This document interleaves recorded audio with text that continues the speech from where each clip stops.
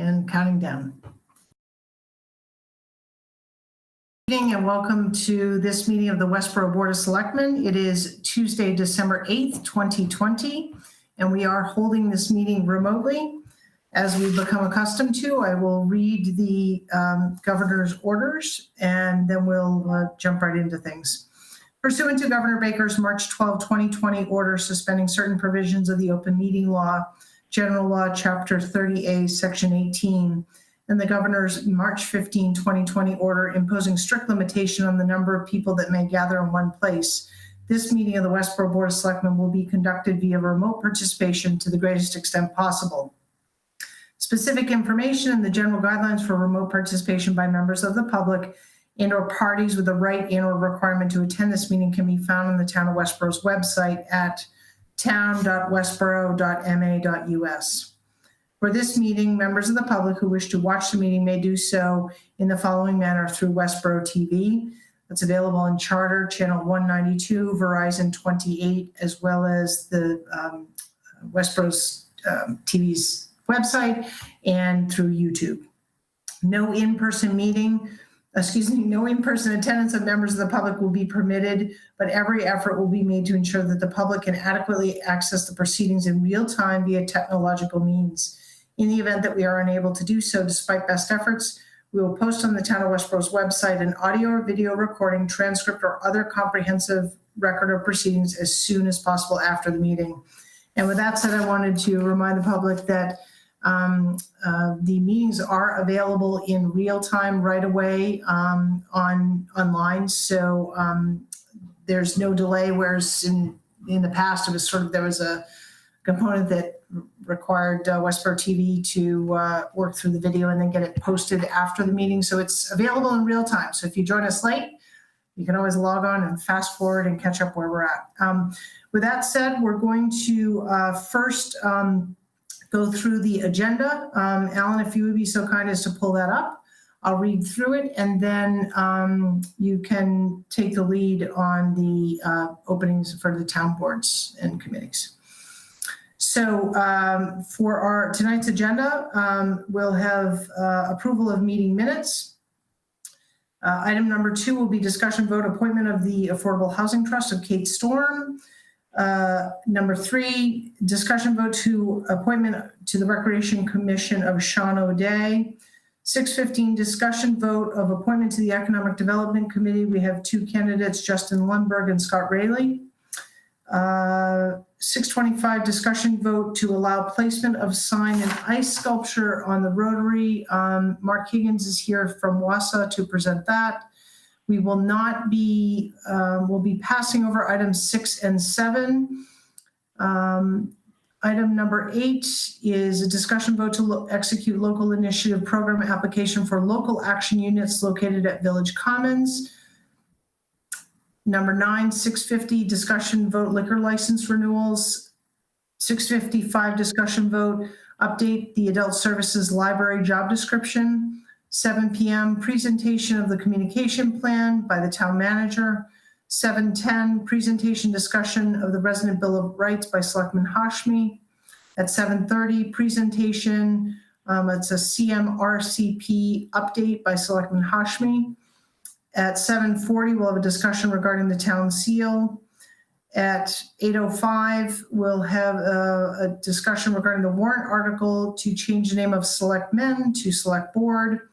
At 8:15, discussion of the Harvey Building and asset assessment regarding that property in the building, At 8:30, we'll have a town manager's report.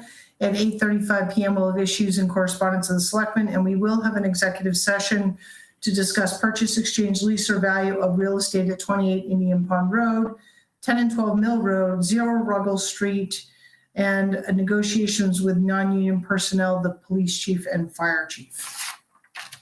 And with that, Alan, would you kindly walk us through openings on town boards and committees? Thank you.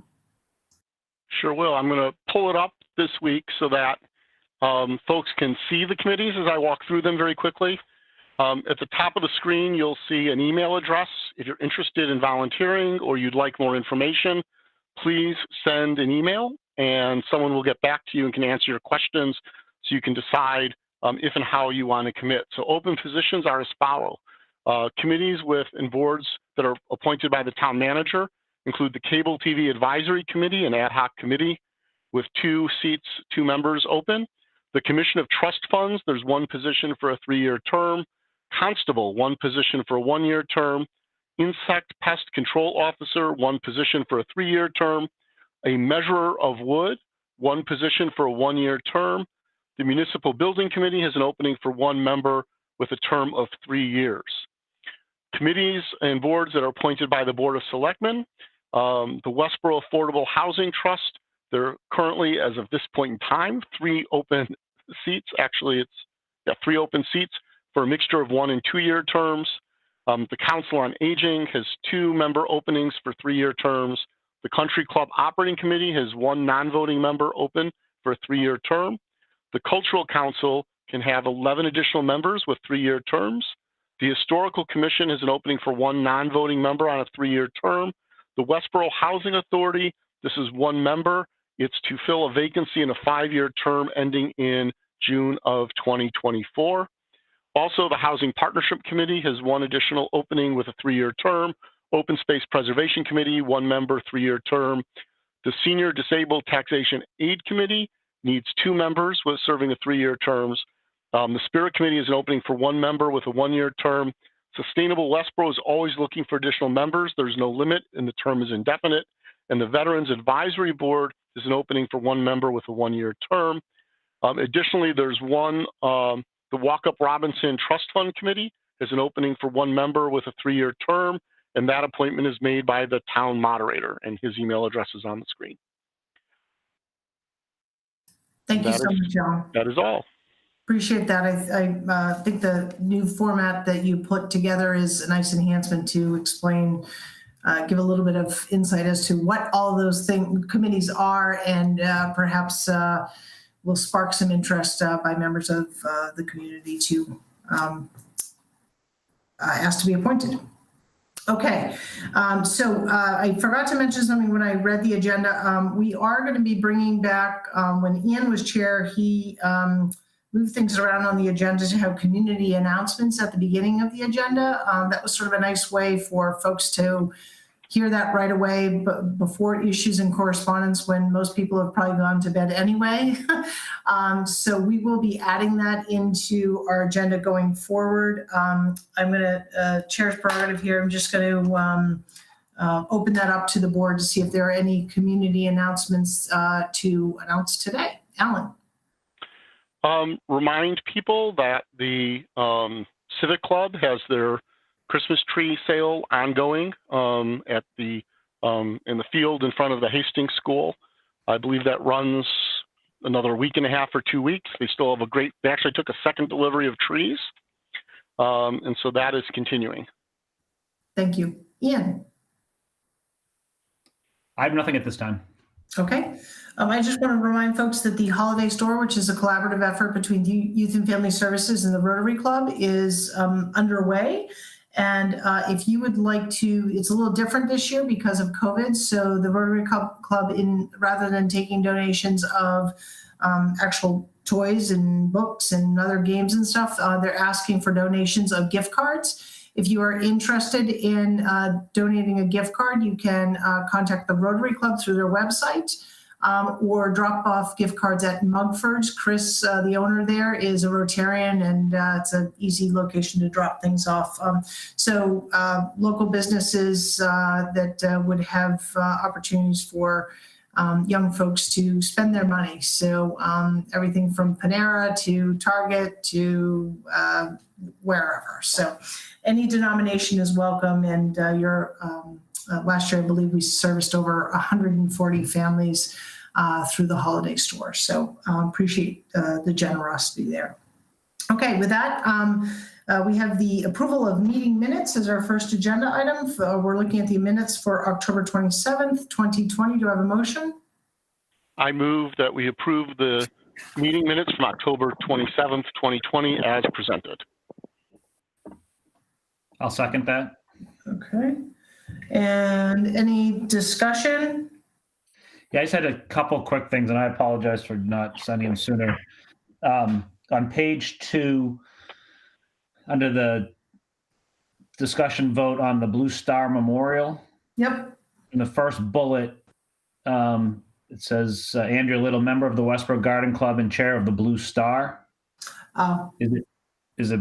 I'm not sure what the title actually is. It Blue Star Memorial panel or? yeah, I think it's the Blue Star Memorial Project. She was the national chair at one time. She's the former national chair, but I would just say that if Celia could amend that, chairing the Blue Star Project. Perfect. Yep. And then just the second one I had is under the Forbes Community Building. The signage is just Phil Kittredge's last name just spelled wrong. It was there, and then at the bottom in the in my comments about the book he wrote, we just have to get his last name spelled correctly. Got it. Thanks, Ian. Good catch. Okay. So nothing substantive, just a couple things, and I apologize, Celia, for not sending those in earlier. My bad. Okay, she's got it. No worries. Do I have an amendment, amended motion? I amend the motion to accept the minutes as amended. Okay. And I amend my second. I second that amendment. All right. Seeing no further discussion, a roll call vote as we are remote. Selectman Edinburgh? Edinburgh, yes. Selectman Johnson? Johnson, yes. I don't believe Selectman Hashmi or Emery have joined. I'm on. Oh, I'm on. right. Thank you, Selectman Sorry. Hashmi. That's okay. I'm sorry about the delay, just technical issues. Yes, I approve the minutes. All right, great. Thanks for joining. And Marshall, yes. So that's 4-0 for being present. Thank you. Okay. Next agenda item is discussion vote appointment of the Affordable Housing Trust. Alan, would you like to take this one?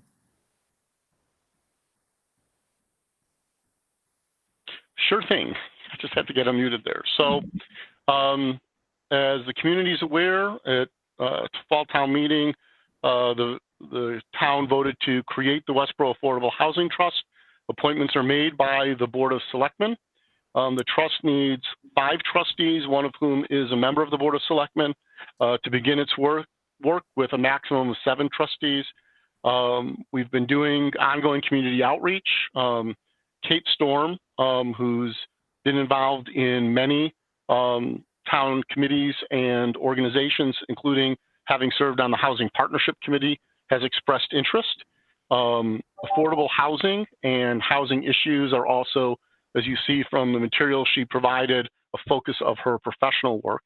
And so we feel that she would certainly bring a great set of skill set and knowledge and viewpoint and perspective to the work of the Affordable Housing Trust. Thank you. Do I have a motion? I'll make that motion. Move to appoint Kate Storm to the Affordable Housing Trust. Okay, second. With a term to expire on June 30th, 2021. As amended. Thank you. Okay, I'll second. I'll second that. Any comments or discussion by the board? Yes, this is Sayed, Shelby, if I may. Yes. For one, Ms. Storm has, I've known her for a while, and she's, as Selectman Edinburgh said, a truly dedicated citizen of our town. But the more impressive thing that came to mind more recently is that she recently resigned, I believe, from the Youth and Family Services over a matter of principle and gave up her seat so that someone else could take her place. And I think that speaks volumes about her integrity and her moral courage. And I think, and it's for this reason, I think she will be a tremendous asset to not just the town, but to this Affordable Housing Trust. I do remember Kate attended the one of the session that Alan hosted as we were all being introduced, and she provided a great insight in that meeting, sharing her experience of working with a variety of individuals with housing needs, and it was quite impressive. So she's a great addition. So very excited that she's raised her hand. Okay, so seeing no other comments, roll call vote. Selectman Hashmi. Yes. Selectman Johnson. Johnson, yes. Selectman Edinburgh. Edinburgh, yes. And Selectman Marshall, yes, 4004 being present. Thank you. Okay. Moving on to the next item, discussion vote appointment to the Recreation Commission by Sean O'Day. We'll start with Jen Kirkland, our Recreation Director. Hi, everyone. So Sean had reached out first to Sela, and then Sela connected him with me, and we traded a few emails back and forth. I didn't know Sean before this. He had just reached out. He saw the list of openings on for boards and committees, and he quite honestly just thought rec sounded like that would be most in his wheelhouse. He doesn't have kids, but he lives in town, and we always welcome different perspectives. We don't just want, parents of young kids on the board. It's always, we have a good mix now. So I think this is a good stepping stone for someone that's never served on a board as a non-voting member. It sounds like he'd be a good fit. Always exciting to see new people step up, and I guess those announcements at the beginning work, so that's great. All right, do I have a motion? A question before the motion. How long would the term of his appointment be?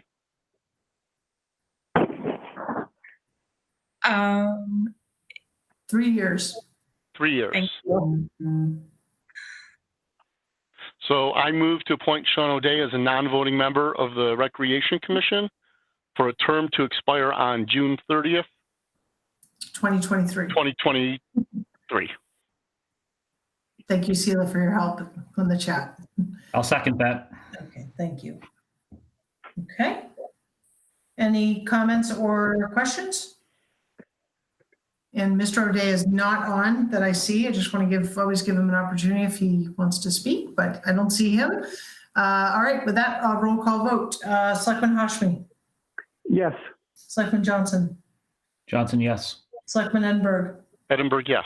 And Selectman Marshall, yes, 4004 being present. Thank you, Mr. O'Day. You are officially a committee member. Fantastic. Thank you, Jen. Thank you. Have a good night. You too. Okay, next agenda item is discussion vote appointment to Economic Development Committee. Christy, do you want to introduce this, please? There's one vacancy on the Economic Development Committee, and you have 2 candidates. So you have Scott Raley, who is on the call tonight, and also Justin Lundberg, who had a conflict and was unable to attend tonight. But you do have letters of interest from both of them and resumes. Great. Well, welcome, Scott. Thanks for joining us tonight. And love to give you a minute or two to introduce yourself and why you're interested in serving on the committee. All right. Well, I'm very excited. Thank you guys for allowing me to attend the meeting and to, join. So a little bit about myself. I moved here in 2018 from Kentucky. So originally born and raised in Kentucky. So the transition was a little different, but it was good. Love the state of Massachusetts. I love the town of Westborough. When I saw the facility that I was coming to, I left a facility that I worked at for 28 years. And as a manager for all 28 years throughout that. And so when I saw this facility, I saw opportunity and growth opportunity. And then when I saw the town of Westborough, it's just a beautiful town, beautiful community, wonderful people. So when I started having interaction with the people and stuff, it was very exciting to me. Now, needless to say, I don't live in the town of Westborough. I wish I did. It would be closer to work and stuff, but due to their other conflicts, I actually live in Charlton, so which is not very far away. But so since I've been here in Westborough, I came to Enoplast because they're a company that care about the community. And I'm not trying to sell the company. I'm just going to tell you a little bit about, what we do is I care about the community that I'm in and I'm working in. So that was one of the questions asked is, as the plant manager here, will I have open access to help and work with the community? And they were like, of course. I mean, you run the plant, you manage the plant however you want to. They're not going to micromanage. So since being in Westborough, it's been a blessing because I've been able to do a lot of things, reach out to a lot of different groups and helped a lot of different groups, and I put it in the letter, and the fire department, the police department, actually some youth sports teams. I'm a big sports fan, big Patriots fan, big Red Sox fan, and and the youth is our future. So that was a big part of, and actually, and not to get off subject, I went and saw one of the basketball games, and they were excited to meet me because to have a sponsor of the team actually come and watch them play. We took a team picture, which was amazing. That was before the COVID thing. So I actually have a picture of that.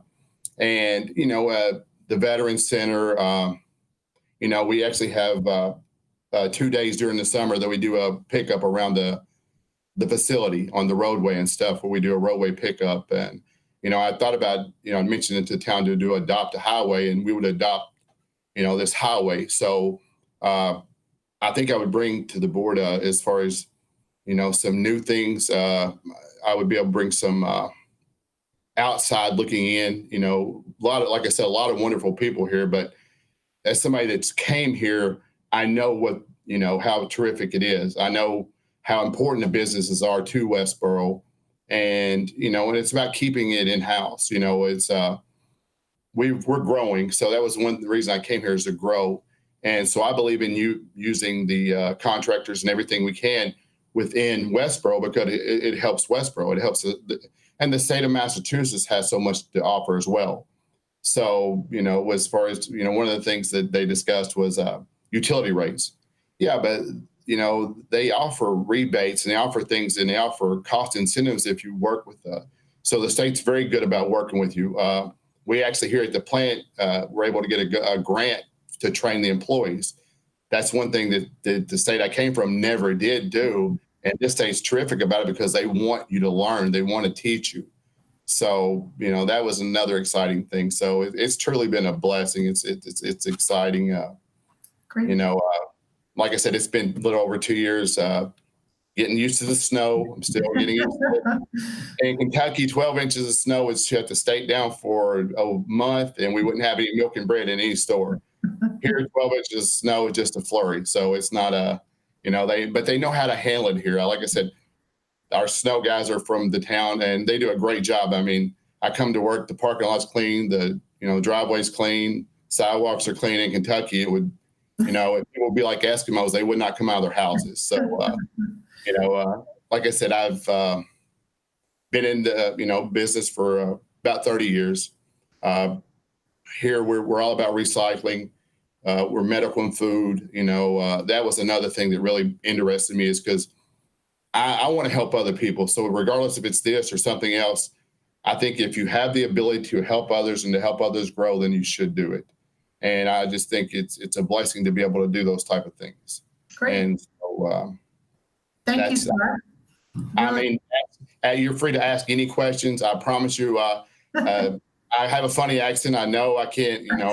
When I say Worcester in the meetings, the guys make fun of me. Or if I say Massachusetts, it's not Massachusetts. It's and car. You're doing just fine. We welcome everyone. So so thank you. Thank you for coming on the meeting. Thank you for raising your hand to be considered. And certainly welcome to Westborough, although you've been here for 2 years. So you're like a grizzled veteran by now. Well, yeah, go ahead. I was going to say, I when I saw this opening, it truly excited me, because I'd reach out to several people, about, what can we do in the community to help, and what can we, even if it's something small, is there schools that we can help? I just wrote down about, the gift card, because I think it's a great idea, because we'd been reaching out and really didn't know, and we'd had some good ideas. So the town's been wonderful to work with, so, they've sent me information about, people, the fire department, and, so all those have gave me lists of groups that we can help, and we're going to continue to help regardless of what happens, because that's why I wanted this position, and I wanted to be able to actually help. And, and I think, businesses coming to this community is important. And right now it's just a tough time, with the pandemic going on. And the thing is what can we do to help? And that's, I think, is what every business owner or business runner should be doing, is what can we do to help those that are struggling right now? Sure. Because, luckily we're blessed and we're still running. So what can we do to help the people that need help?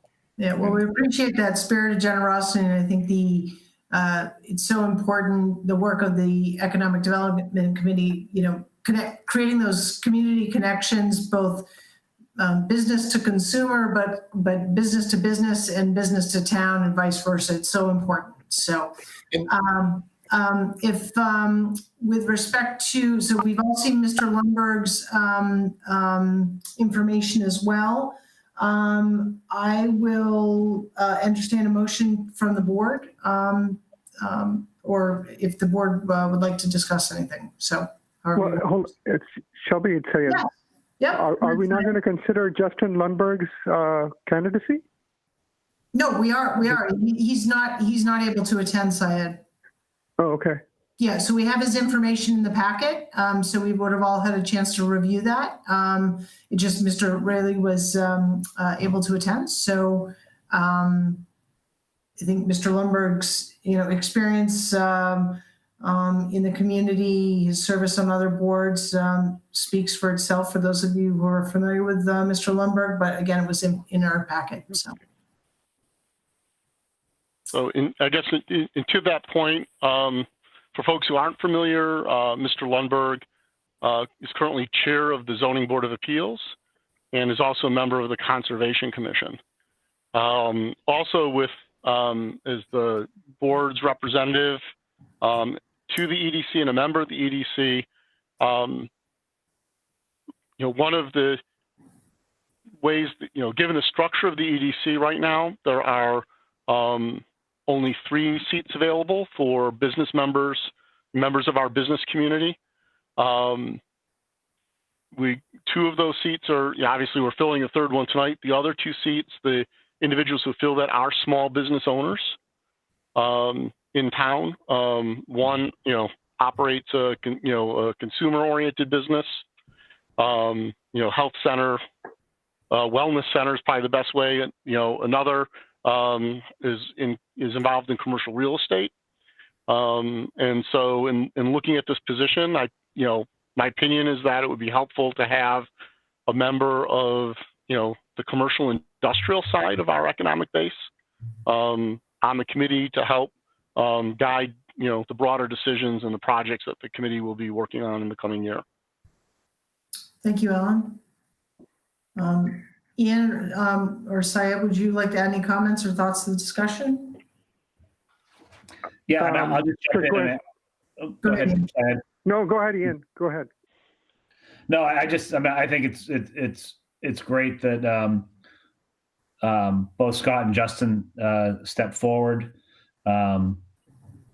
Scott, welcome to 2 years later, but welcome to his work in the Westborough community. I actually agree with Alan too. I think pulling somebody in with a different perspective, different viewpoint, someone that's gone through a lot of stuff from that work that you guys have been doing at the plan, I think would be bring some added insight into the committee and also relationships with others that we continually work with and continue to try to reach out to, and some of the big developments that are also happening in town, some happening right down the street, as we know, with Amazon Robotics, et cetera. And it's not a knock on Justin. I mean, Justin does so much, but and would be great. And I think if we can expand, I'd love to see Justin on there as well. But I think, right now, with I guess I'll call it embarrassment of riches, with 2 folks looking for the position, I would be personally, and I don't know if Alan, as the member, wants to make the motion. If not, I would make the motion. Go ahead. I think in similar fashion. So, but I'd like to hear Syed's view as well. So, Shelby, can I speak? Yes, absolutely. Go ahead, Syed, please. So a couple of things. One, I just want to get I don't know if I can vote on this I just want to express my conflict of interest. I'm actually a member of Justin's club, which he recently repurchased. So I don't know if that constitutes a conflict of interest, but I don't know if I should recuse myself because I know him through that avenue or not. So I bring that to the board and to the public. First, it's obviously great as someone who has been new at various points in Westborough. It's great to have Scott's interest, and I commend him for stepping up. And as Ian said, there's an embarrassment of riches with these two candidates. I want to speak up for Justin, who, again, I've known through the club, known through his work on the Zoning Board of Appeals, and his service to the town. I have found him to be probably one of the most smartest, most committed people in town. Alan and Ian talked about the commercial industrial side of the business, the core issue to me is about land. How is the limited land that we have in our town going to be used? How are we going to protect it? How are we going to protect the character of the town? And I think Justin's experience of both bridging those worlds of being a businessman, being on the Conservation Commission, being on the Zoning Board of Appeals, gives him a unique and also being of this community, gives him, especially as we ramp up our, master plan, I think it gives him a unique perspective. And so no knock against Scott. I know what it's like to be new and trying to get in, so I completely understand where he's coming from. So go ahead. If I may, Go ahead. Selectman Hashmi, you raise a good point, and obviously land use is a huge concern. And in his role on the ZBA and in his role on the Conservation Commission, Justin Lundberg is actively involved in those discussions. The mission of the EDC is something different.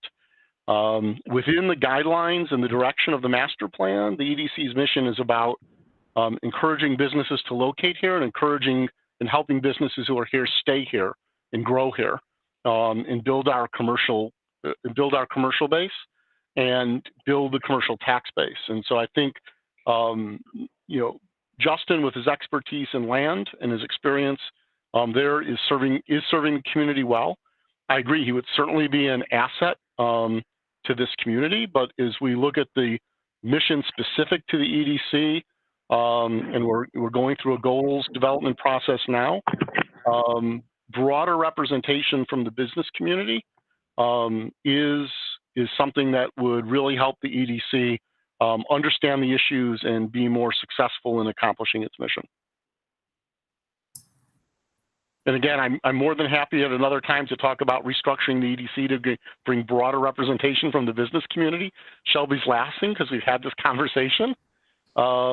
So we can, that's sort of where I stand.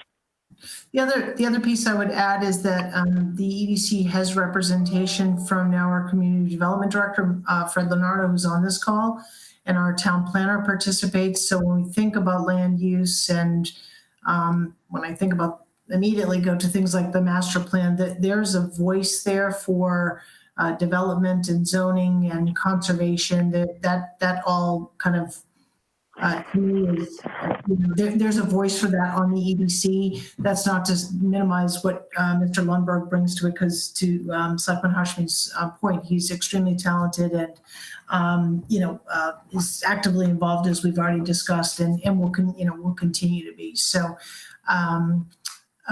so with that, Shelby, can I just the one thing on Syed's point, and I don't believe, and Christy or Kim can jump in if I'm wrong, but the question around conflict of interest, I'm a member of the tennis and swim club as well, probably the worst tennis player there, in fact, if you asked anybody. But I don't see that as I don't think that's a conflict as being a member there of whether you could vote or not vote for Justin this. Appreciate bringing it up, both of you, and Ian, perhaps we can get you some tennis lessons for Christmas or something. I'll try. They just can't teach me. Okay. Christy, Kim, do you see any issue with? Okay. No. By shaking their head no, we're saying no. Okay. Okay. With that, does anyone want to make a motion here? We've had discussion, but not a formal motion. Sure. I can make the motion.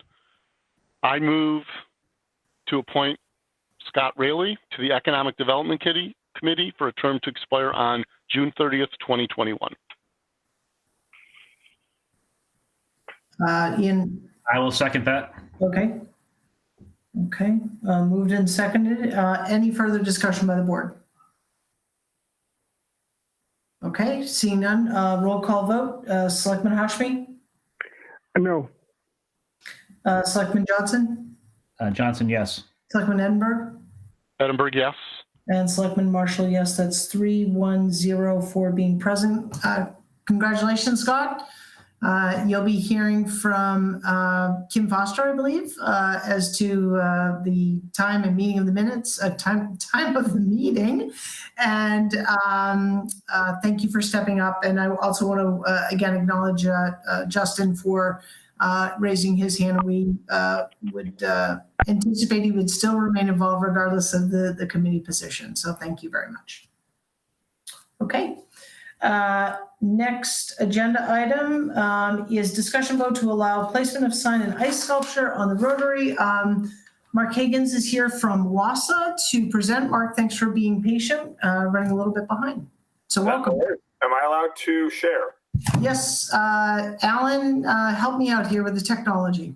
I have present now. Do I click that? Your entire screen? If you go to present now, say it's best to do a window and bring up whichever window has the presentation you'd like to make.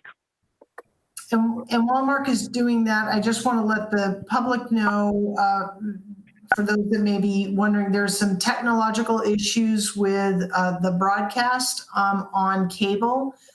You can view this on YouTube. There's been no disruption there.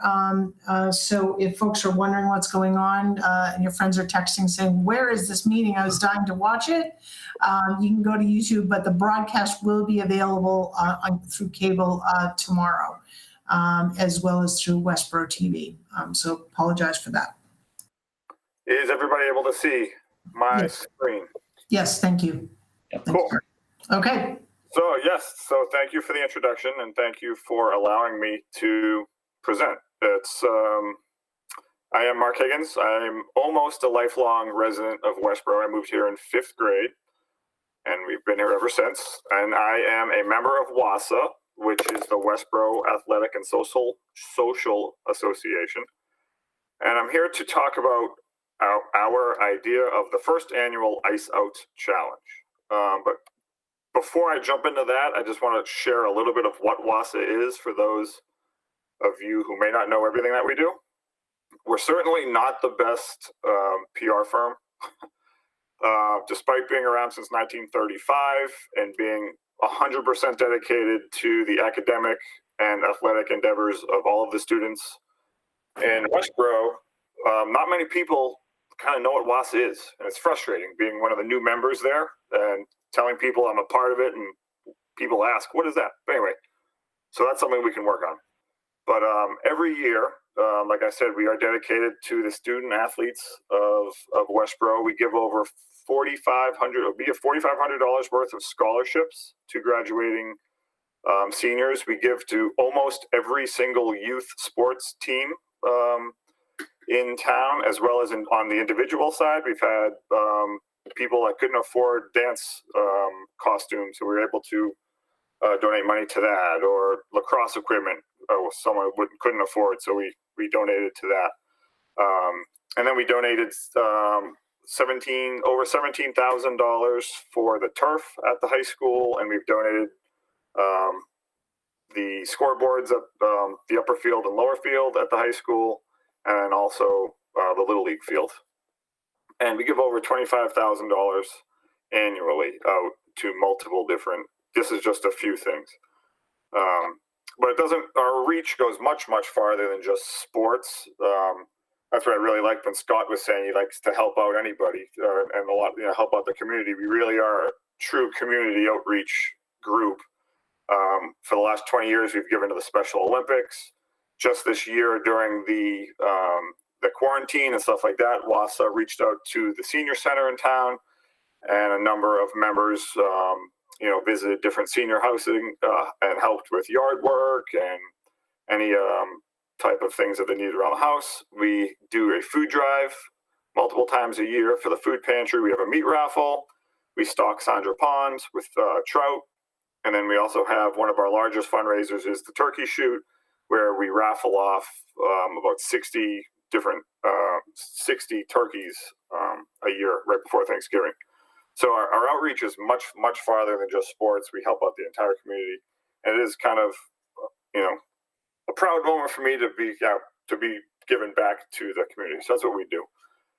So our new idea for this year is an annual ice out challenge. So this is the idea, and we got it from one of our neighboring towns that do something similar. But what we wanted to do is have a large ice sculpture, and people could guess the time that it's going to melt, the day, time, the date, and the time.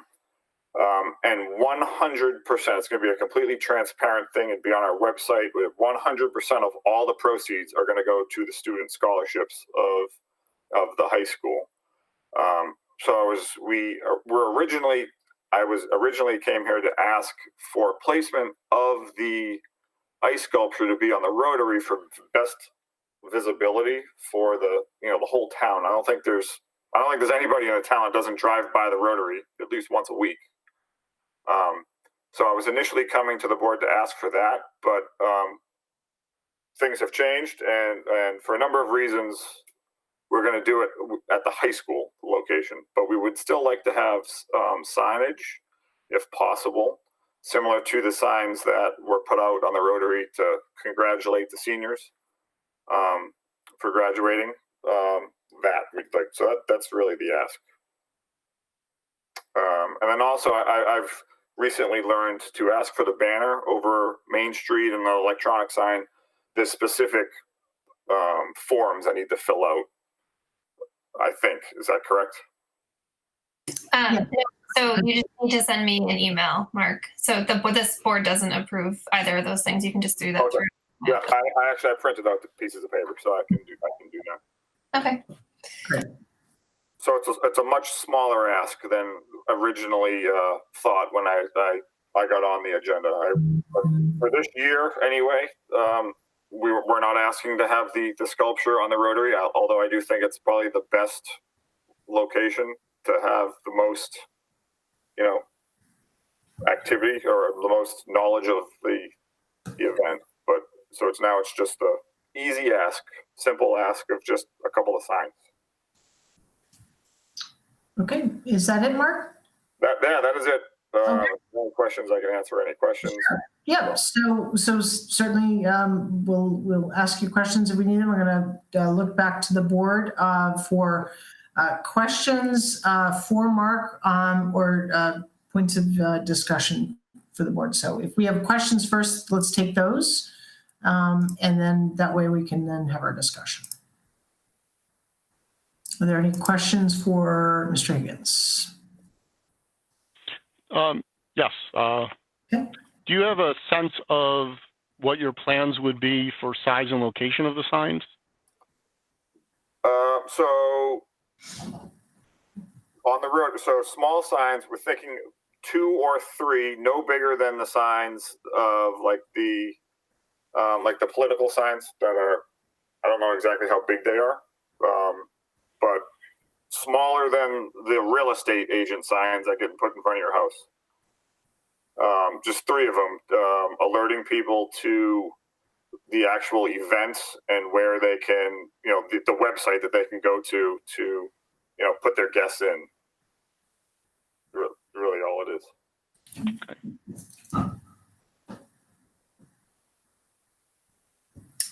Any other questions of the board? Okay, no questions. So we'll move to discussion from the board. Does anyone want to start? I will. First of all, thank you, Mark, for your presentation. It is helpful to understand the other things that WASA does. In full transparency, Mark and I had a conversation before this meeting. Just anytime you're coming before the board, it's always helpful, I think, to kind of give folks a sense of how is it going to work and what's the flow of the meeting. So I had a chance to ask Mark some questions about WASA beforehand. So I want to be clear that I think this is, first of all, I think so many groups across town have had to become very creative in how they're raising money, right, because of COVID. So it's continues to amaze me how people are being creative with that effort, and yet still finding ways to give to the community. We've talked about that in a number of these different meetings. My concern with the request of the signs is that town property, if you will, to me is pretty sacred when it comes to signs, regardless of the organization. And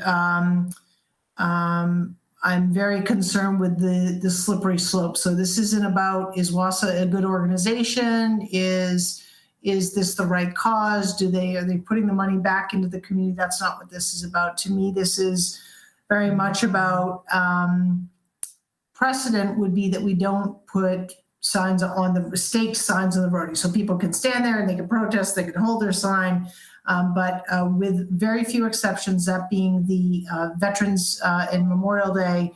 And correct me if I'm wrong if there's one more that I'm missing, but we have not in the last year with because of COVID and the congratulations to the seniors, we have not as a board, certainly since I've been on, permitted and historically permitted staking of signs. And my concern is it becomes a slippery slope. And you know, the public wouldn't be aware of some of this because some of this is filtered through our town manager, but we get a fair number of requests for different kind of things like this, like, would you fly my flag? Or can I put up something here? You know, once you say yes to one, to me, it's like, we'll use this example, we'll say yes to WASA, then it's, the Boy Scouts want to put something up, and not to mention that everyone, there are a lot of people that blows my mind, but they have a hard time navigating the Rotary. So aside from the precedent, I have a hard time just putting signs there to distract folks that want to read as they're going through. So I think we have a number of different ways in which this can be advertised. I think that the banner, the two digital or the various digital billboards that we have are great ways to do that. Certainly social media obviously is a great tool. And I think that there may be, as a result of this conversation, even some businesses that might say, hey, you know, I think that's a great idea. I'll hold a TP, you know, I got a TP sign, I'll put that out to create some awareness. So there might be sort of some grassroots efforts that, if you will, that will help this and be, quite frankly, more effective than a sign on the Rotary. So thank you. Anyone else want to speak up? Whoops. Yeah, Shelby, I mean, I'm not much to say. I agree with you. I mean, I think it, and Mark, thanks for coming forward, and thanks for representing WASA and what WASA does. But I do think that, you know, the putting signs on the Rotary is a precedent that we haven't set. I don't think we want to. I agree that putting in other places and helping with that, that's why we have created those policies and allow for things, as well as, you know, I think Shelby mentioned it, the billboards that are on Route 9.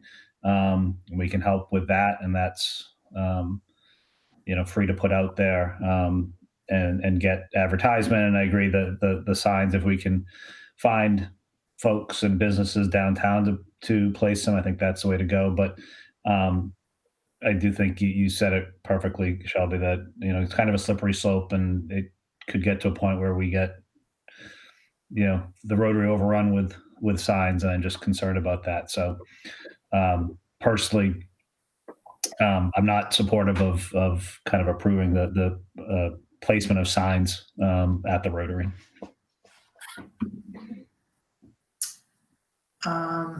If there are, I don't see, Syed, I can't see you. You are off mute. Did you want to say something?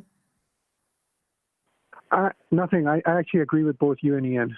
I think it's, hello, can you hear me? Yep, we can hear you. Yep.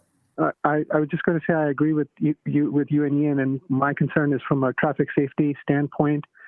So that, yes. Okay, right. So just to be clear, we can hold signs though, right? It seems like that's more distracting than a place sign, but we can still hold signs and distract everybody. Okay. Yep. Okay. With that, I'm not hearing a motion from the board. And so, Mark, I want to thank you for coming before us. I encourage you guys to really look at the banner as an option and connect with Christy on that, because that's right across Main Street. And as many people that go through the Rotary will see that sign. And quite honestly, I think it's underutilized. So it's expensive. They're over $250, so that's probably why. Well, no, I do know that, but if this becomes a tradition and there's not a date on it, it's something that can be reused. So, but consider it. But the billboard signs are free, and like I said, there might be some businesses that certainly would help to participate. Might get a challenge among businesses too. So, thank you for coming before us, and I wish you a good evening. Yeah, no, thank you for the opportunity to present. Okay, thanks very much. No, and Mark, I think the ice out. It's I think it's a great idea, and I hope it's successful. I think it's actually pretty neat. So thanks for bringing it in. It's creative, and I think the community will respond well to it. So thanks. If there's ever a year we need it, I think this is the year. So hopefully, absolutely, it goes over well. Absolutely. All right. Thank you very much. Thank you again. Bye-bye. All right, as I mentioned at the beginning of the meeting, we're passing over items number 6 and 7. We're moving on to item number 8, which is puts us only slightly behind.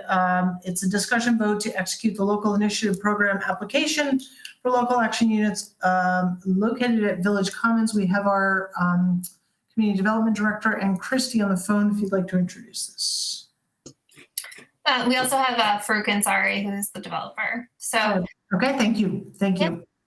So this is just the application that Village Commons LLC will be submitting to DHCD for the 3 affordable units. This is really the first step in the process for them to create those affordable units or to make them affordable. And so the board needs to sign off, as does the Housing Partnership Committee. So the application before you has been reviewed by Town Council. It's also been reviewed by the Housing Partnership Committee. I would just recommend that the board approve it. Subject to, we have to update the tax rate information. So that's really the only thing, is that we have to just fix that. So, great. Thank you, Christy. Mr. Ansari, welcome. Thank you for attending. Thank you. Would love for you to introduce yourself to the board and to the community and tell us a little bit about yourself and your company. I have been developing residential real estate for the past 35, 40 years. And this is my second affordable project in Westborough. The first one was on Zara Gardens right off of Route 30. And this is the second one. And this is something that I had purchased as an approved project from friends already.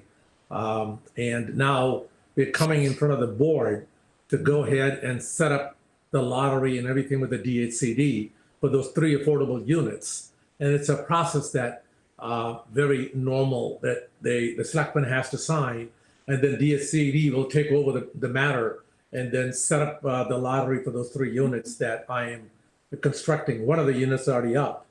And I would ask the board to kindly go ahead and then sign and move it along so DSCD can continue with their process.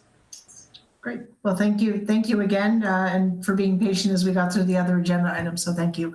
Does the board have any questions for Mr. Ansari or for Fred or for Christy? I just had one comment. It sounds like we have to update the document anyway. So I was looking through it. I just think there was just a minor typo on top of page 4 in the project for the address. It just, right now, if I read in my packet, it says 6 Edgewood, Westborough, Mass. 01581 Road. So I think the road just needs to get moved in front of Westborough. So if they're updating for the tax rate, if we just want to update that small piece. Yeah. I I see. don't know what if I you're can change anything, but Good catch. Yep.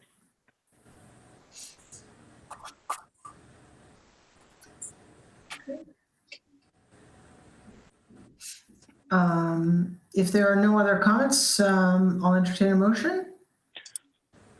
I can make that. I move to support the LIP application for Village Commons for 3 affordable units as per their special permit, and further to authorize the chair to sign the document pending correction of the address and the tax rate. and I'll second that. Selectman Johnson. Okay. Any further discussion by the board? Okay, seeing none, roll call vote. Selectman Hashmi? Yes. Selectman Johnson? Johnson, yes. Selectman Edinburgh? Edinburgh, yes. Selectman Marshall, yes. 4004 being present. Thank you very much. And Christy, will those be ready for signature tomorrow, or you'll let me know? Yep. All right. No, we'll have them ready by the afternoon. Okay, super. Great. Thank you, ladies and gentlemen. Thank you. Thank very you, much. Mr. Ansari. Thank Good you luck for with the project too. your work to help the Affordable Housing Initiative. Thank you. Great. Okay, moving on to liquor license renewals. Christy. This is just the board's annual renewal of liquor license renewals. So anyone who holds a liquor license has to seek or has to provide an application to renew.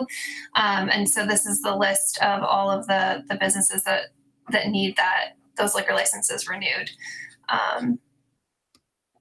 So you would renew subject to them having all of their paperwork in.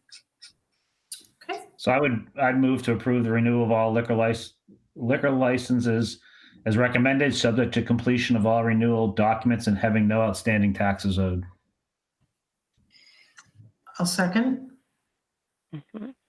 Okay, discussion by the board.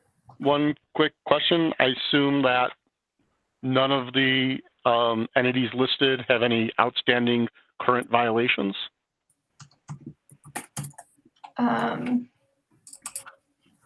Right. So it would be subject to all of everything being in order. So yes. Okay. Okay, And I don't recall any of them lately being in front of us for violations, so. Right. good question, Ellen. Thanks for asking it. Okay, we have a motion and a second. No further discussion that I'm seeing. So roll call vote. Selectman Hashmi? Yes. Selectman Johnson? Johnson, yes. Selectman Edinburgh? Edinburgh, yes. And Selectman Marshall, yes. 4004 being present. And thank you, Christy and Karen behind the scenes for taking care of all of those. Excellent. Okay, moving on to the next agenda item, we have an update for the Adult Services Library job description. Kim, are you introducing this? Yes, I am. All right. On Maureen's behalf, Maureen Amiat, the library director, had proposed a few edits to the Adult Services Librarian job description. They had a retirement earlier this fall, and before they repost to fill the position, she and several of her staff took a look at it, made a few updates. Nothing that substantially alters the position classification, just some, references to modern technology that's in use and things like that. Great, thank you very much. Any questions for Kim? Okay, I would move to approve the Adult Services Librarian job description as presented. Edinburgh, seconds. okay. Any discussion by the board? Okay, roll call vote. Selectman Hashmi? Yes. Selectman Johnson? Johnson, yes. Selectman Edinburgh? Edinburgh, yes.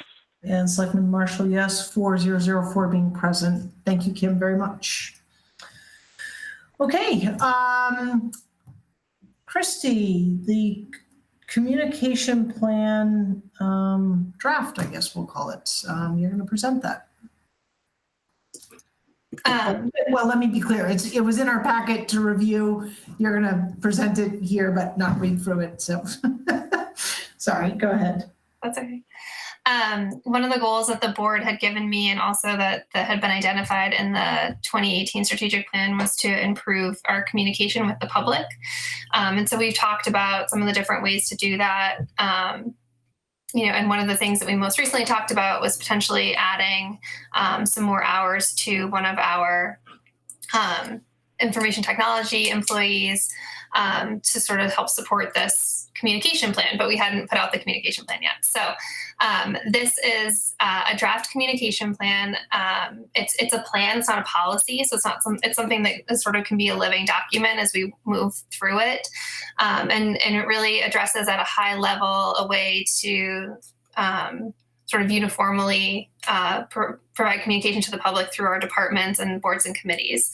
And so I'm just presenting it to the board and looking, certainly interested in feedback. And it is still in draft form. But I can just go through it quickly, Shelby, if that's okay. Yeah, that would be great. I think it's important for the public to see it, even though we get the benefit of reading it in our packet. Thank you. Okay. Do you want me to? Okay.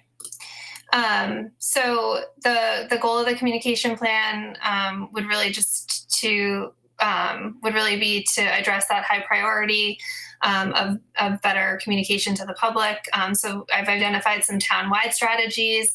One of them is better identification. So making sure that everything that goes out to the public includes the town or department logo, so that residents know where it's coming from.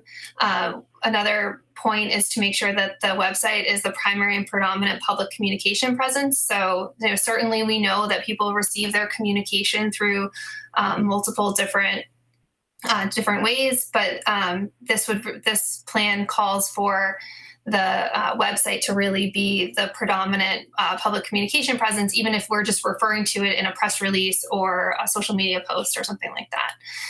We would always reference the website. The plan calls for departments to create a frequently asked questions section on the website. Certainly we get similar questions often, and so creating that FAQ might help a resident to be able to go to the website and easily obtain an answer to a question. Presentations and reports. We often hear that people are interested in seeing presentations and reports specifically when they've been discussed or presented at an open public meeting. And so this would have departments publishing those reports on the website so that they're easily accessible by the public. That's something that we've tried to do, especially with your board, with all of the presentations we've made with the budget throughout the pandemic. We do currently have an e-alert system or email lists where people can self-sign up for different topics of interest, but we have received some feedback from the public that the emails that they get don't offer a lot of description. And so they really just get a link and then they have to click on the link. And so it really doesn't give them sort of the information they're looking for. And so this would set up a format for those e-alerts. So a brief description of the purpose of the alert being sent, a link to the website, so always going back to the website, and then a summary of what they'll find when they click on the link, and then contact information for the employee or department that's providing the information so that they can easily contact someone and have a conversation. Social media, we have multiple social media pages, specifically Facebook. Some of these are really, really successful. Some don't have as many followers. And so I'd like to streamline the department's social media, department social media presence, using the town of Westborough more for departments that don't have as many things that they would post, just so that we can keep the town of Westborough social media page active. And then, of course, allowing, the Westborough Fire, Westborough Police, Recreation, Economic Development, and the library to continue with their own pages. One of the things that we want to do is identify a user in each department. So right now, the information technology director and myself are the only ones who post on the social media sites. And so we want to open that up to other departments so that we're making sure that everyone's able to have access and keep the page going. So we would want, maybe 1 to 2 posts per day for each account, and making sure that we're keeping people apprised of time-sensitive information. Some of the things we would post is public meetings and announcements, grant awards, new initiatives or procedures, posting definitely opportunities for public input, public works projects that will substantially impact the community, and any updates on any significant issues. And then another strategy for communication would be in-person events. So we do have some department heads who are regulars at in-person events, and some who might not be. So one way that we can do this is the chief of police, for example, pre-COVID had breakfast with the chief at the senior center. So he sort of created that event opportunity. I know Chief Purcell has had things at his department as well. And so these are ways to provide communication. Other things are going out, to the community. I've made presentations in conjunction with the superintendent or at the civic club. And so really sort of going out to the community where they are, and making presentations on significant issues going on, specifically the budget and warrant articles. And then definitely working with Westborough TV. They've been a great partner, especially throughout the pandemic. And they certainly provide opportunity for us to get messaging out. Code Red is another communication strategy that we used a lot throughout the pandemic. And we've also used most recently with the storm. And this is really an emergency focused method of communication. And that's really maintained by the emergency management director or the fire chief. But this is certainly something where we can communicate out to the community different things that are really of an emergency nature. And we can also target certain areas to make sure that people are aware of things that are going on. Specific to department web pages, every department obviously has different needs for communication. And so we would work, throughout the next year to really develop strategies and timelines specific to department's own work, to make sure that these things are communicated, and making sure that we're updating the department webpage to reflect current contact information, and also updating the pages to reflect essential duties and responsibilities of the department. And then committee and board and committee strategies. I know that they're speaking to this in the committee handbook, and we've also talked about it through the social media policy, but really providing support to boards and committees to make sure that all agendas are posted, minutes are posted, and updating the different boards and committee web pages so that people are aware of the purpose and the goals of the different boards and committees. And then I just added some next steps, which would be reviewing and updating website accessibility, creating a policy for language access, which is something that we've been working on. And then also post-implementation of this plan, really reviewing that and understanding how different populations prefer to receive communication, and then also seeking feedback on the use of communication tools from the public. So that's the whole policy. I'm happy to post it on the website. But I'm really just looking for feedback from the board, either now or, in the coming weeks. I expect that we would roll out this policy with the different departments at the beginning of the calendar year. Great. Thanks very much, Christy. Very, very exciting stuff. The plan, not the policy. Plan. Sorry. Thank you. Plan. I realized I said it, and then I just. Yeah. Alan, you're off mute. Do you want to? Sure. I think the plan is great. It provides, a multi-tier framework for approving the availability of information in the focus and effectiveness of our communications, and will give residents a clear set of resources to go to get it. I did have a brief conversation directly with Christy. I dug into the weeds. This is absolutely in line with the social media policy that we approved recently. And it is absolutely in line with the currently under development committee guidelines as well. And so it fits. I expect that some of the components will need to be rolled out in phases over time so we don't overwhelm people. Because there obviously will be, particularly with boards and committees that are staffed predominantly by volunteers, members of the community, there's some training involved to do things like help get agendas and minutes up. Is a great first step. getting all the supporting documentation up, that's another level of depth. So, I think assessing, rolling it out, starting after the first of the year, doing some of the requirements and phases, this will work and it'll be very successful.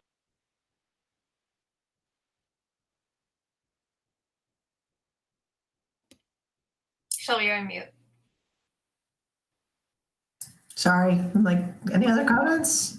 Good. Yeah, I would just say, Christy, thank you for putting it in there. I think, and I think having it as a plan is great.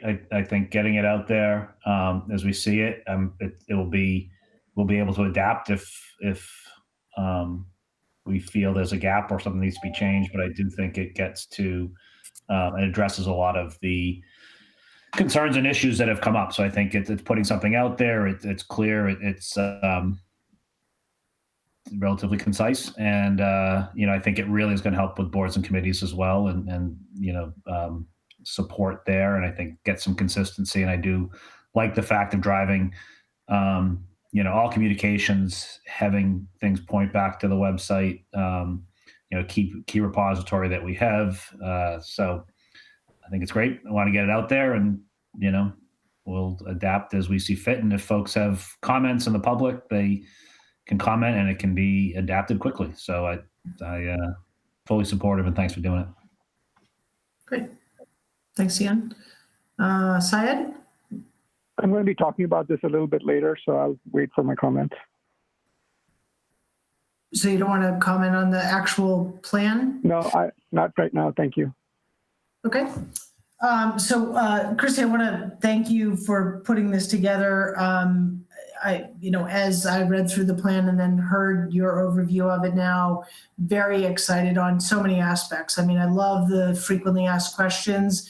Hopefully that will make, departments, as people become familiar with this and become, I can go there and, particularly if you've used it once and you got an answer, or maybe you didn't, but then it was posted. Again, it just creates kind of a new behaviors. And I think that's a great idea. So I was excited to see that. I was very excited to see the piece, actually, I'm just going to scroll to it, sorry, around the enhancing the email alerts, because I get a lot of those for other boards and committees, and then I'm like, I got to click on the link and go there. So again, it's a lot of these things are kind of simple on the outside, but it does take a process to implement. So that's a huge enhancement. Love the channeling all the information, or as much of it, through the town social media page, with the exception of those departments that right now that are effectively well established and far out of the gate in using social media to communicate their department activities. So I love that. I did, as I was thinking through that, I thought, what training might other departments need? Just even as simple, like, how do I post something, or where do I get those cool graphics, or I want my page to look like that person. So certainly think about that as we're pulling together kind of the budget. I go to the place of, we have an incredibly talented pool of students at the high school that are always looking for community service hours. Are there students there that could help train, give departments some really good basic stuff that alleviates maybe some of the pressure on yourself and Mark, with that training, because they're far hipper than we are, let's be honest. But is there an opportunity there? And I was really pleased to see the inclusion of in-person events in this. Honestly, I think I wouldn't have even thought of that. So it was nice that you made the point of including that as a priority. It's not just about being behind the screen or in the office, and someday we'll be back in person or virtually, we can be together. Great overall. And I think, to Ian's point, let's get this out there and let's get using it and test it, kind of road test it and see what's working. And through that, it will sort of organically, be enhanced. So really very nice job. excited. I hope, the departments are excited about this, as well. So thank you. Okay. Thank you. All right. And so again, I'll just reiterate, if the board has some specific comments to the plan, not the policy, the plan, you can email those directly to Christy, and she'll take it from there. And so Christy, where, speaking of the website, where will this live? Like, where could one go out and see this after this meeting? So at this point, we would post it on the town manager page, and there'll be a link on the left for communication plan. Great.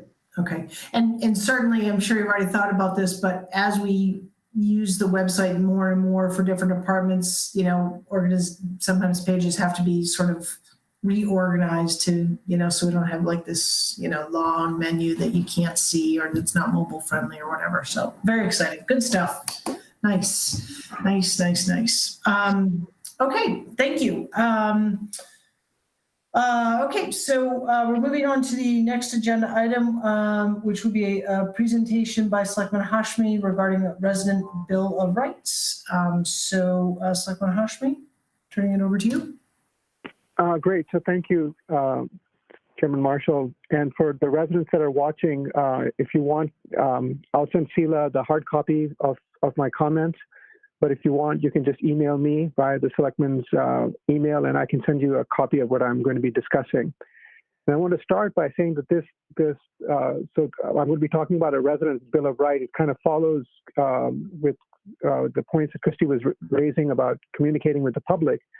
And it comes from my own experience of dealing with the town regarding a project. I live on Lyman Street. There was a Pulte project to build a sidewalk. And of my own experience with the town as a regular citizen trying to get information about the project and how it would impact me and my neighbors. And it was a deeply frustrating process to go through. And from that, I took back that, if I, as a selectman, had all these problems, what is it like for a regular person to go through this process? And before I go to the policy itself, I think it's important to frame the discussion so that people can understand from the specifics to more general principles.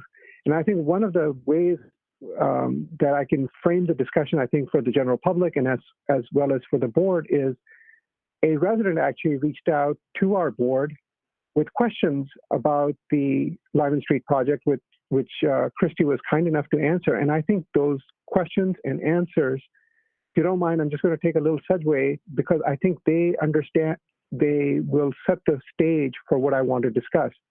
So one of the questions that the resident asked our town manager was that how will you ensure that people are sent formal communication? And the town manager responded, the town, through the DPW, contacts residents who may be directly impacted by a proposed project. The form of contact is influenced by the scale of the project and may include a letter in the mail, a posting on the website, or a hand delivery of a notice. The resident then asked, what regulations, policies govern the formal communication that the residents will receive regarding municipal construction, which impacts their neighborhoods, And she basically said the DPW would engage the residents, and then this particular project was discussed through the planning board, which notices provisions in Massachusetts General Law 40A, et cetera, et cetera. And then she asked about formal communication again to the residents, and Christy provided her with a copy of the letter. The resident then asked about mitigation for individual property owners, and I think this again goes to an important question. And then Christy answered with the project will occur in the right-of-way, meaning the project is on town-owned property rather than private-owned property. Residents, however, were invited to identify any concerns they have about the project. The resident asked about, about protecting trees, which I will be discussing, and Christy answered that an environmental consultant with Pulte will provide advice and recommendation. So the question here is this: you can see just from the communication to the resident that this, municipal construction is a complicated process with multiple moving pieces. You have the DPW, you have the which has its own processes, which could be informed, as Christy pointed out, by a letter, a posting, or a hand delivery of a notice. You have the planning board process, which has its own provisions and processes that go along. And to me, as a resident, as a property owner, it's hard to follow along exactly where you stand and what are your rights. And plus, with that, excuse me for a minute.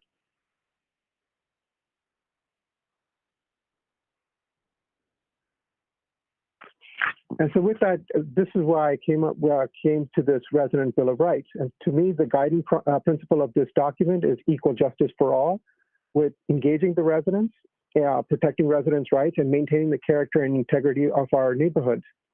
And again, this is the town departments will develop a clear, consistent, concise communication that incorporates all the necessary regulatory elements of individual departments into a unified document from the town that will be used to communicate with residents prior to beginning any sort of municipal work. This will involve codifying in one document all the regulations, statutes, and policy governing the formal communication that all residents will receive regarding municipal construction, which impacts neighborhood properties. This can include a checklist to ensure consistency across departments, which should be accessible to residents as well. And I guess this part of this, to me, is the most important part, because to me, in my profession, there is, whether you are, no matter what particular specialty you're in, whether it's orthopedics or cardiac surgery or whatever, there is uniformity in the basic processes and protocols that we take care of all of our patients. And it's basically a checklist of things that happen before you proceed with any procedure. We can do that to protect patients' rights and patient safety. Then I think that the same can be done for our residents. Excuse me for a second. And then the Bill of Rights goes on to say that resident input would be sought prior to initiation of any project, so that preliminary planning takes individual concerns into account. Municipal construction with impacts on the neighborhood properties need to be communicated to abutters via certified mail at least a month before planned development. This mailing should include contact information for the person responsible for neighborhood outreach and ask for resident contact information. This goes back to something, the reason I bring this up is because this is something that when Christy was discussing her communication, plan or policy, there are different levels of connectivity in our town. Some people are very familiar with email, others are not. And because of the wide gradations in that, and also there's also language barriers. I think it's helpful to have, even in this age of email and instant messaging, a letter, because people, at least I read my letters. And so then the policy goes on to say that after this outreach, the town needs to meet with residents to seek their input prior to plan development with a walkthrough for all residents, as well as the opportunity to answer all their questions. Mitigation needs to be made clear to the neighborhood, and final plans need to be shared formally with the residents. And the Bill of Rights, or if we choose to adopt it, will then describe how residents are to communicate the town dissatisfaction with the plan or mitigation, or to ensure consistent follow-up. Foliage, especially trees, are especially necessary to preserve and protect the character of our neighborhoods. Trees are an investment that cannot be replaced, and it takes decades for a tree to mature and provide cover. And we need to ensure that we don't cut down our trees without serious consideration. And then town officials will substantially respond to resident email communication within 2 business days and encourage follow-up communication on the matter, positive and negative, with appreciation for the civic engagement demonstrated by the inquiry. And this goes back, and then in conclusion, I just wanted to say that, if as a town government, we state, as we constantly do, that we value transparency and accountability, then we need to live those words. And if we as a town government consider effective governance to be a successful, critical success factor, then clear two-way communication and problem solving with the residents are essential. Describing the process by which decisions are made and adhering to that process assures us transparency and accountability. It also has the potential of increasing engagement with and satisfaction with town government. To me, this Bill of Rights can be an example of how town governments can educate and inform citizens about best practices in planning, decision making, and project execution. And to me, these are goals. Are these not goals worth pursuing? Does this not align with what our town government wishes to do to serve and protect its residents? And isn't that the base obligation of our town? So I will stop there. Shelby had some questions that she had reached out to me about whether other towns do this, and at least as far as I could tell, no one else did. And to me, this is not something separate. This is basically unifying, kind of going along with what Christy said, unifying what is already out there, but putting it together so that it's a formal mechanism of how the town communicates to its residents, especially around the area of municipal work. Okay, thanks, Syed. I want to, I guess, just speak to Syed, you presented a lot of information just to let the public know we did receive all of that, by in an email. So we're familiar with the information that you were going to present. I think the board also has a list of the questions that I had sent to Syed just as we were preparing for this meeting and this agenda item. So I'll open it up to the board for discussion.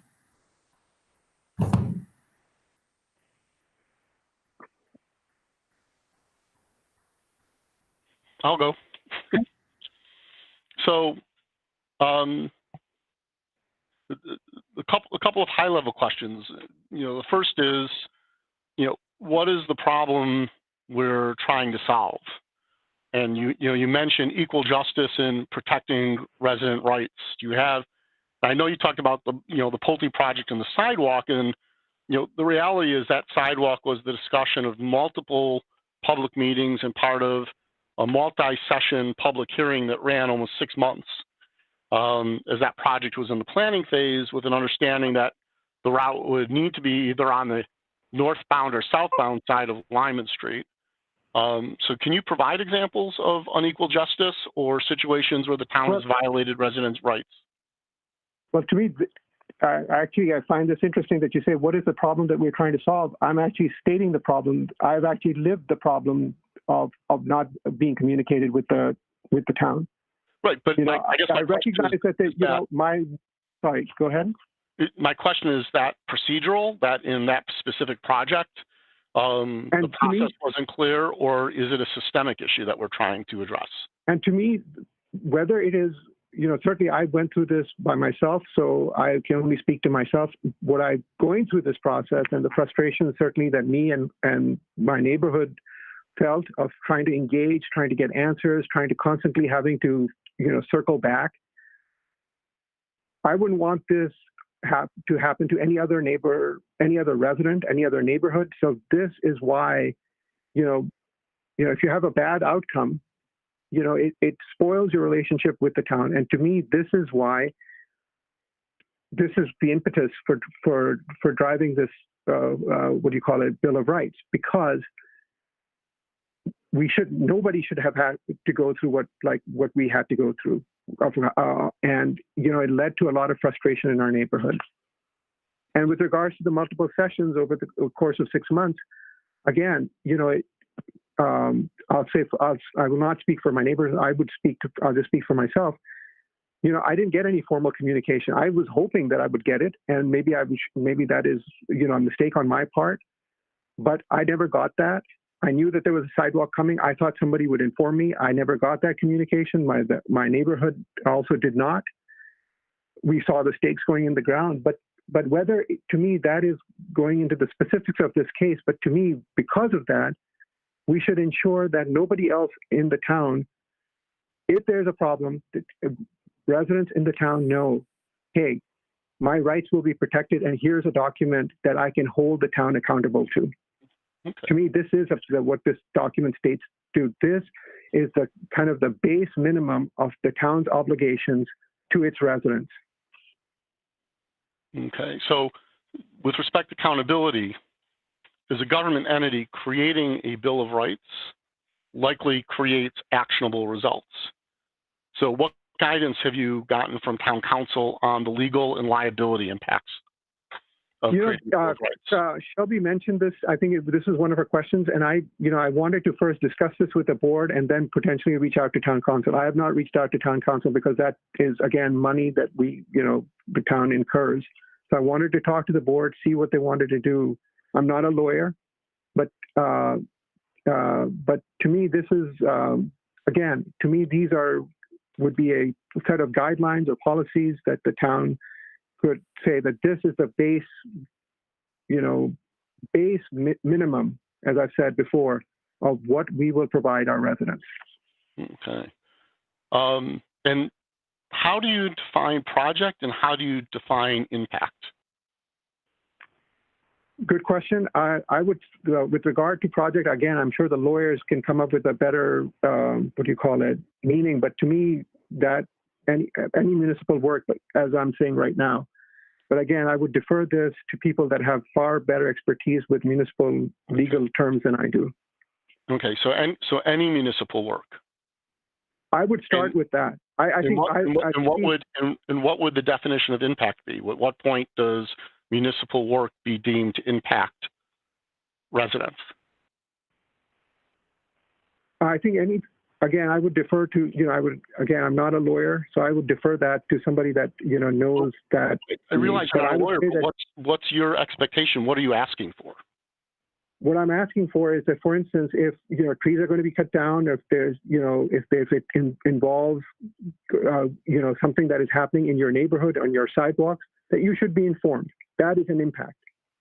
If something is, So, because municipal work is the road striping that the DPW does every spring. Municipal work is repairs to an ADA accessible ramp on the sidewalk. But at what point, when you say any project in any municipal work, you're saying notify everyone potentially impacted by certified mail a month before there's even a plan. So if I get a certified piece of mail a month before there's a plan on what's happening, what information would you expect to be in that letter? What action could anyone take other than knowing that something may happen?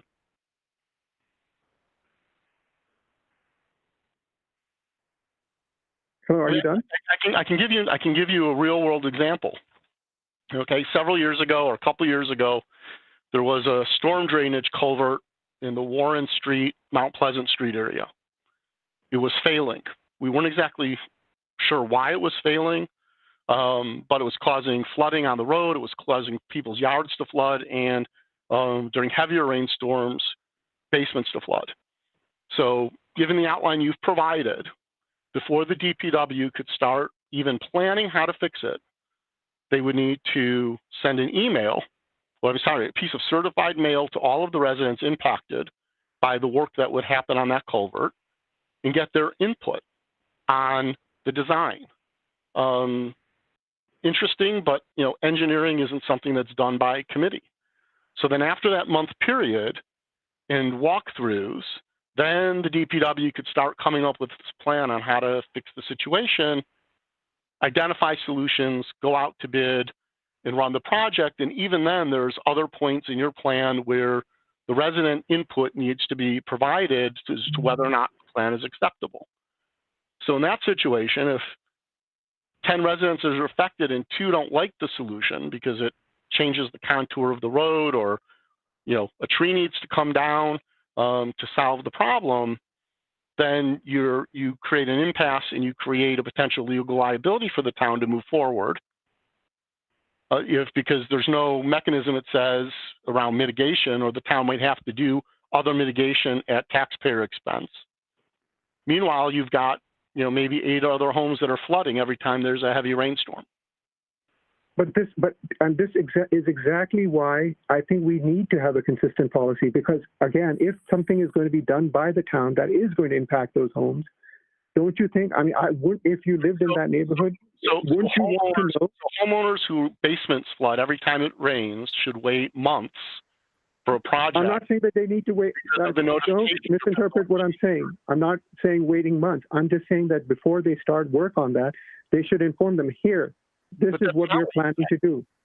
You said certified mail at least a month before planning begins, before plan development. Yes. I mean, wouldn't you want to know what's going to happen in your neighborhood? I mean, I'm trying to understand why people would be against not knowing what's going on in your neighborhood. My point is that the scope is general and broad, and will, as written, would create a huge burden and huge expenses for notification where there wouldn't necessarily be value to the project. Yes, if there's a problem with a storm drain and my basement's flooding, I want to know that the town's doing something about it, but requiring them to notify me a month before they can start the planning process, and then not being able to do the plans until they can arrange a walkthrough of residents to discuss. I would want the town to have the engineering teams working on the solution to come up with the alternatives, and then be notified when they're going to fix it, saying, hey, we know there's a problem. We have 3 alternatives we're exploring to fix. But that's not what you're proposing. And we have those communication mechanisms in place. Some are mandated by state statute, others are by practice. Am I saying that there can't be refinement and there haven't been procedural issues with some project communications in the town? No. But, when you talk about something like a Bill of Rights, and you've termed it that way, then if someone feels that the way the town has proceeded with the communications and they don't adhere to the policy, you set the town up to spend money and time on litigation. And people might claim issues with respect to the Bill of Rights just because they don't like a project, as opposed to the fact that they're materially impacted. And when you talk about it, because it says, and you've said, any municipal project.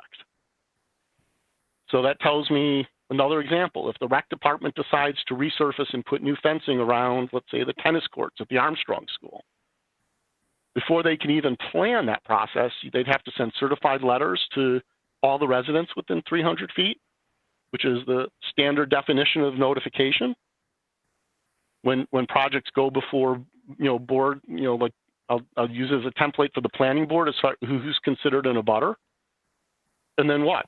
Then you do a walkthrough so that people can make suggestions on what type of fencing and what type of resurfacing. There's no value to that part of the process, and it adds time, energy, time, effort, and money. Again, you have your opinion. I disagree. I think that, if people are involved and see what's going on, because too frequently things happen in residents' neighborhoods, they don't know, they don't understand, and it leads to frustration. You have other examples on your own personal example on a project that you have objected to and opposed in many ways since its inception.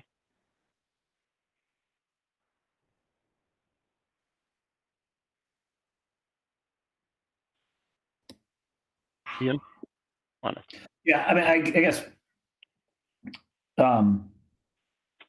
to me, I think, I guess I'll take a step back. I mean, I'm not supportive of a resident Bill of Rights as written here. I think there's issues that have been brought out. I do think, though, that as always, we just talked about the communication plan. I think communication can be better. I think we learned some stuff from this situation.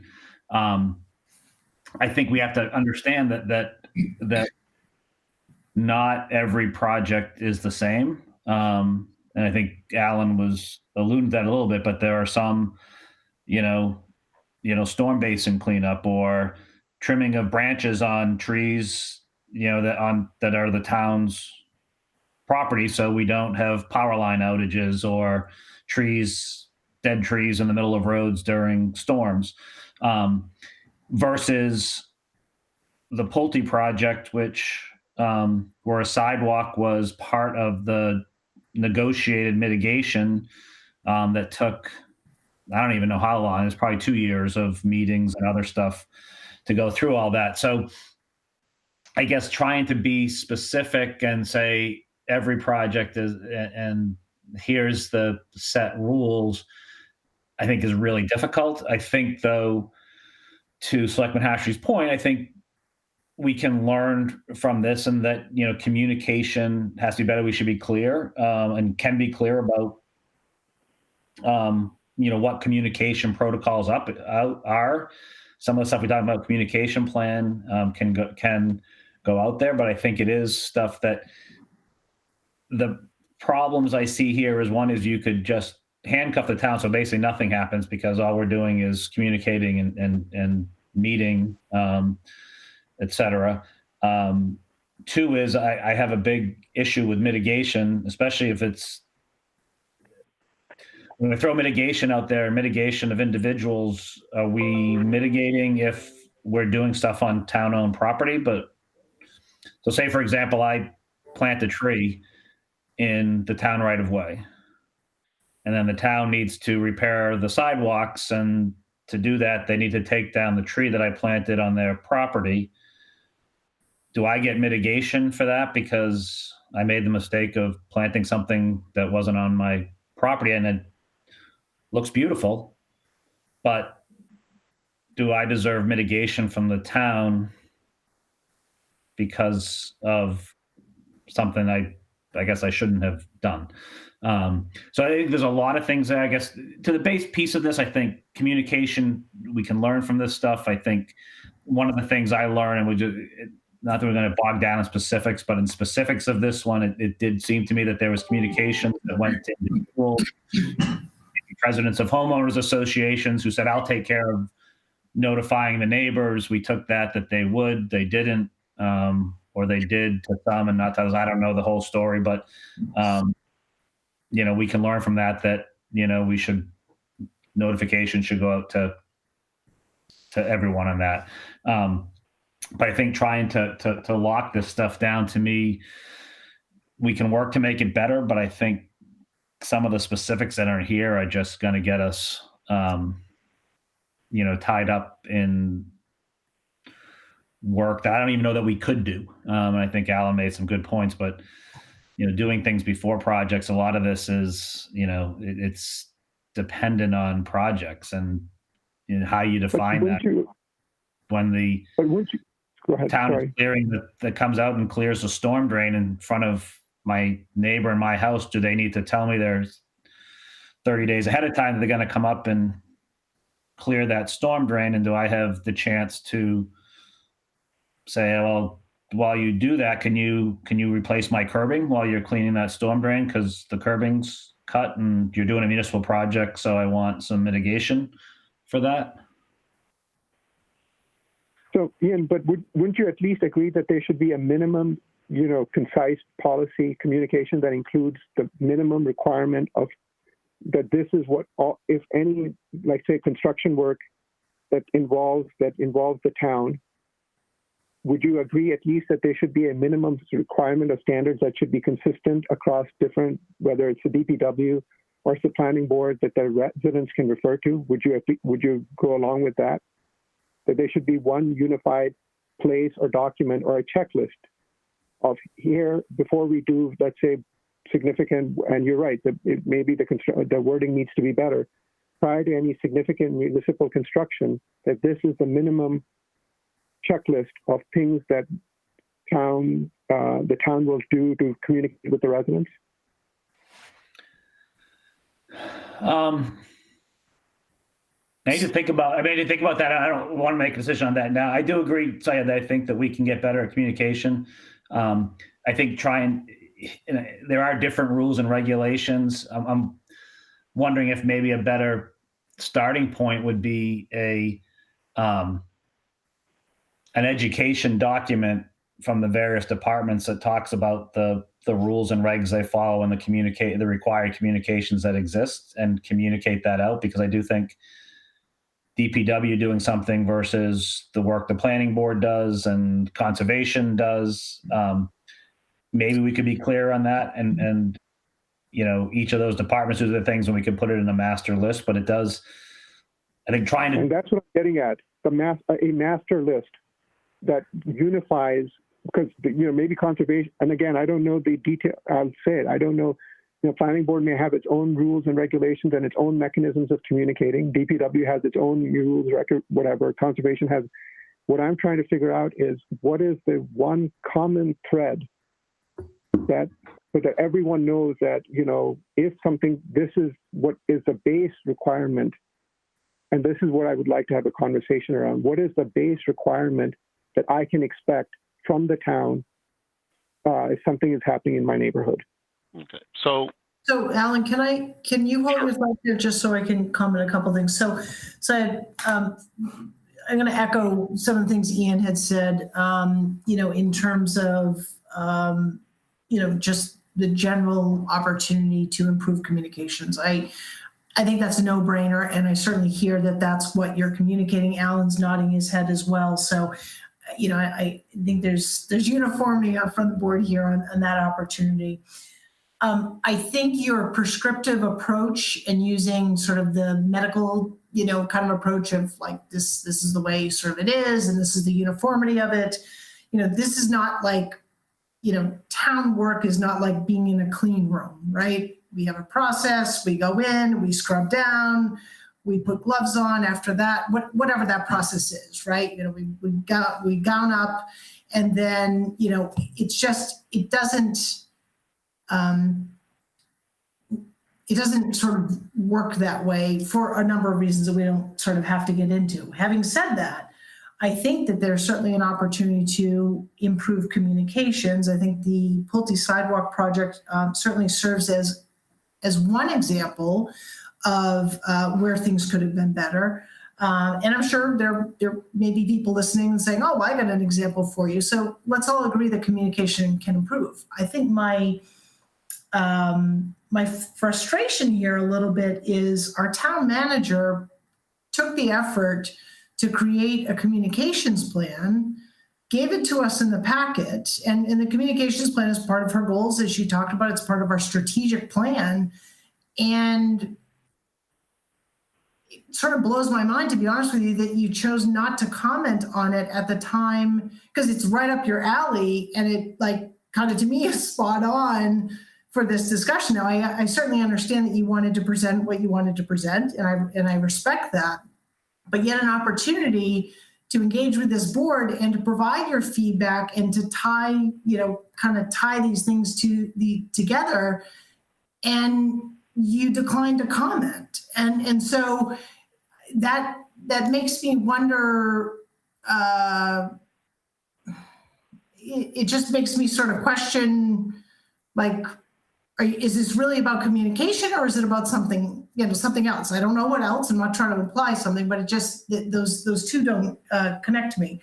The one thing I do think is interesting, and I'd be an advocate for exploring, is a sort of a tree ordinance policy. I know that there are communities out there that have, if you're going to cut down a tree, there's a very specific process. You've got to have a permit and all of that. So I think that's like a very specific example of a policy that one might undertake. But to suggest that everything we do as a municipality, particularly around DPW, is going to have a communications, any sort of communication, or one type of communication, I just think it's unrealistic. I mean, I think about how many times do we hear about Derek going out into the field in Sherry as conservation, and they park their car and they're going out and chopping down and doing whatever it is that they were doing around drainage and stuff. I mean, that would require them giving notice. And what if someone was, Ian's example of cleaning the storm drain was on the day that pre-COVID, of course, or post-COVID, that he's having a family gathering, and that noise of sucking the stuff out of the thing is going to disturb his party. Should he be able to dictate when the DPW, their schedule, like you can't have it on that day because I have my family reunion planned. I mean, this, I'm not trying to be a wise guy here. I'm just saying this is real stuff. The business of the town has to continue independent of kind of mitigation or resident input. And I'm all for resident input, but at some point it really does, whoever said it kind of can really handcuff folks. So I'd like to see us build off of the plan that our town manager put before us and maybe drive down into a little bit more around the municipal work. Chrissy, I see your hand up. The municipal work there, and maybe there's an opportunity for us to really kind of focus that and become a little more uniform. But I, on its face value, I think a resident's Bill of Rights is just, is too far one way, or not right or left. That's not a political statement. For me to even kind of support. Alan, I know you wanted to speak. I just want to give Christy a moment to. It looks like she maybe wanted to comment on something I was specifically saying, but I just wanted to make a quick comment, just because I think it sort of speaks to what you're talking about, which is in the communication plan, one of the first item under departmental strategies, it says, in recognition of department's individual missions and goals, each department must follow this townwide communication plan while taking the following actions specific to their own work. And bullet 1 is develop communication strategies and timelines specific to their own work and publish them on their individual pages. So unfortunately, I don't think it's as simple as we all sort of follow the same rules. And we certainly can identify what sort of our regulatory obligations are. But I think if we're talking specifically about DPW, that is part of the plan, and in terms of them sort of identifying how they might communicate going forward.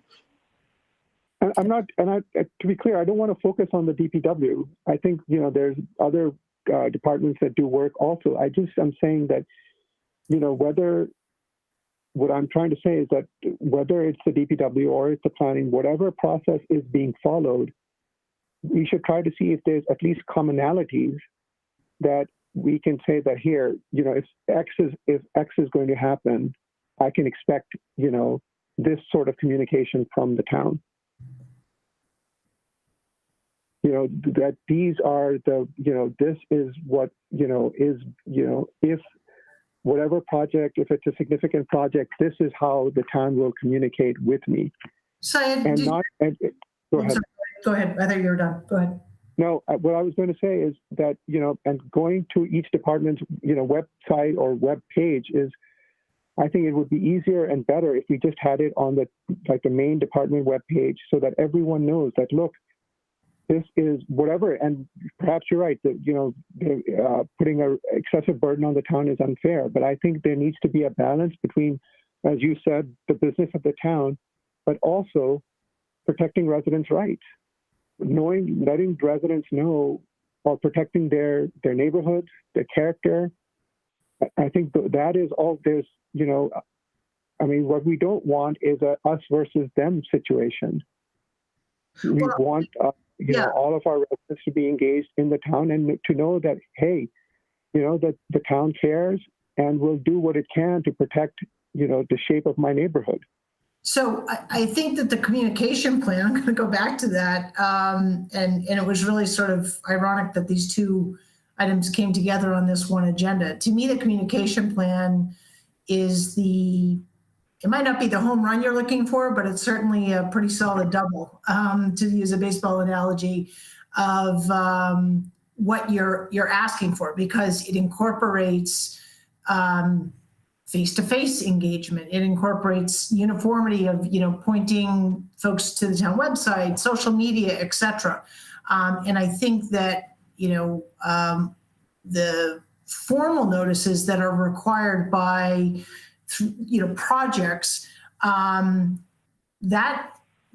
that's much more regulated. And in some ways, I think it's not as effective as some of these other channels of communication we're talking about that people want to know, like, hey, I didn't know they were going to be sweeping my street today, oh, that's good to know, right? That these streets are going to be swept today. So I kind of make sure that my car isn't in front of my house and it's like in my driveway so that all those leaves get swept. I mean, that's like a simple example of, I think a resident would appreciate that as a heads up.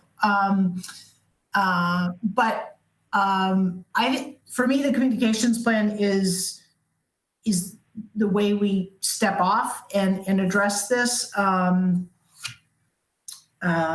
But beyond that, I'm not sure of, unless we were to, I'm not even sure at this point where we would start to get further, to be honest with you, to beyond what is already required by notice by the planning board, beyond what is required by, state statute, et cetera, with projects or regulations. I think that's more than we can expect. Alan, yep. Okay. So a couple of final thoughts for myself. Again, when trying to solve a problem, it's always good to step back and say, what is the problem? And is it, is it systemic or is it procedural? And we've had a lot of discussions, and the examples here have been procedural. The communications plan has a process and has an intent to make some structural but also procedural changes. We've heard a lot of, in answer to questions, we've heard a lot of I don't know. So we don't know how what's been proposed would differ from existing mechanisms. What are the current communication plans? And I think if there's any thought that at this point, with the communications plan being such a good starting point to the issue, if there's something more that's needed, then I think it would behoove Selectman Hashmi to read the communications plan, meet with the departments where he thinks there's an issue, identify what their communications process is, or take some time to learn, and come back and identify areas where he thinks there's gaps, either procedurally or systemically, so that we can address those or roll those into the planning that goes forward. I know it's a burden, but if it's important, it's worth doing the work. The only thing I would ask is that just, kind of for practical chain of command, we've tried to be, I think, good as a board. We're not perfect, of kind of working through, our town manager. So we're not each individually going and having conversations with department heads. I mean, so that's the only thing that I think if there are particular concerns beyond that aren't addressed in the communication plan, I think that's a great suggestion for, Syed, for you to take that plan and say, but what about this? What about when this happens? Will the plan address this? I think those are really good. To me, you've got a structure before you and a lot of the work done by our town manager to now sort of chew on and then, provide feedback. And that's obviously part of the prior agenda item and the opportunity to, Christy said, this is a living document. It's a plan, not a policy. The other thing, I just want to be careful. I want to go back to one other point and I'm done. And then Ian, if you want to close this out for us, unless Syed has something else, is we have a responsibility, all of us, I think, particularly as elected officials, but is to not sow discord and sort of create this like us versus them, town versus resident. I think we have extremely well-intended departments, from the person that wears the white hat to the person that wears the not the white hat or whatever, whatever all the ranks are, right? And those individuals work extremely hard for all the residents every day, no matter what their job is, whether they're emptying trash cans and, cleaning up the cemetery to the volunteers that are serving on board. So I think we just need to be collaborative. I'd like to see more collaboration, which is, again, I'm going to go back to Christy's communication plan, which I think is what that does. It says, here's a roadmap forward. that we can all jump on the bus and kind of drive forward and utilize with some consistency. Ian? Now, you pretty much hit what I was going to say, Shelby. I guess the piece I'd just say is I think, we've given the town manager the communication plan. She presented it. I think she's heard this discussion here. She's been part of the situation that happened with the sidewalk. And I think it's just, let's take it back, let her do her job and work with the department heads and manage that. And as the communication plan comes out, I have confidence that we'll, in what was explained there, she talked about that, we'll see that kind of notification that comes out. I think with that, to Selectman Hashman, all of us, it's imperative for us to look at that and say, does that meet what we feel the residents of the town deserve? But I think right now we need to give the opportunity to put that together, because it's what we've asked to do and we have a plan for it. And let's see that it meets that. I think, where I think Syed is, I do think we sometimes make things difficult, and there's a lot of legal and regulatory stuff. And if we can make it simpler, and I think we might be able to, based on this communication plan, to put something together that maybe that, more of a master document that we can go out. It still is going to be confusing because we have to follow regulations for certain things, and certain, conservation is under different rules and planning's under different rules, and special permits are here and ZBA stuff is here and notification requirements. Trying to say that they're all different, we got to be very careful with that, because, we can't decide that we're going to treat our residents better and we just won't follow the laws that are out there. And I don't think that's what Selectman Hashmi's stating, so I don't want that to come across that way. But I do think, let's make this work. Let's ask Christy to do, basically what she's proposed to do, put it out there, and as we see it come out, if it doesn't meet what we think the needs of the residents, we hear that, let's continue to improve it. Thank you. So I'm going to wrap this up. We've been going at this and looking at my timer here for about 45 minutes. 20 minutes was allotted, so I've broken my rule of adhering to the agenda timeline, but I think there's some good dialogue and important conversation among the board to take place. Thank you everyone for your input, and we're going to move on to the next agenda item. And Syed, hopefully you took a drink of water there, because you're still up with your CMRCP update, please. So with the, and again, I will forward this my update to CLAB along with my Bill of Rights. Couple of things. So CMRPC is the Central Massachusetts Regional Planning Commission. And I was asked to present on that. It basically allows all the communities, towns in the Central Massachusetts region. So we as a town are doing our own plan. CMRCP pulls together so that we have a regional plan.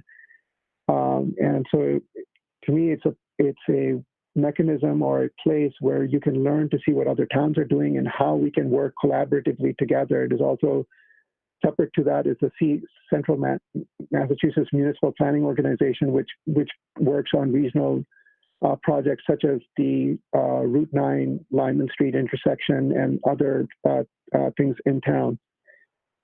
The CMRPC, the Central Massachusetts Regional Planning Commission, has a staff that works pretty much year-round, but it also has these quarterly meetings where it updates town officials on the work that it's doing, or tries to highlight the work that it's doing, and more importantly, educate some of us that do not have a background in municipal government.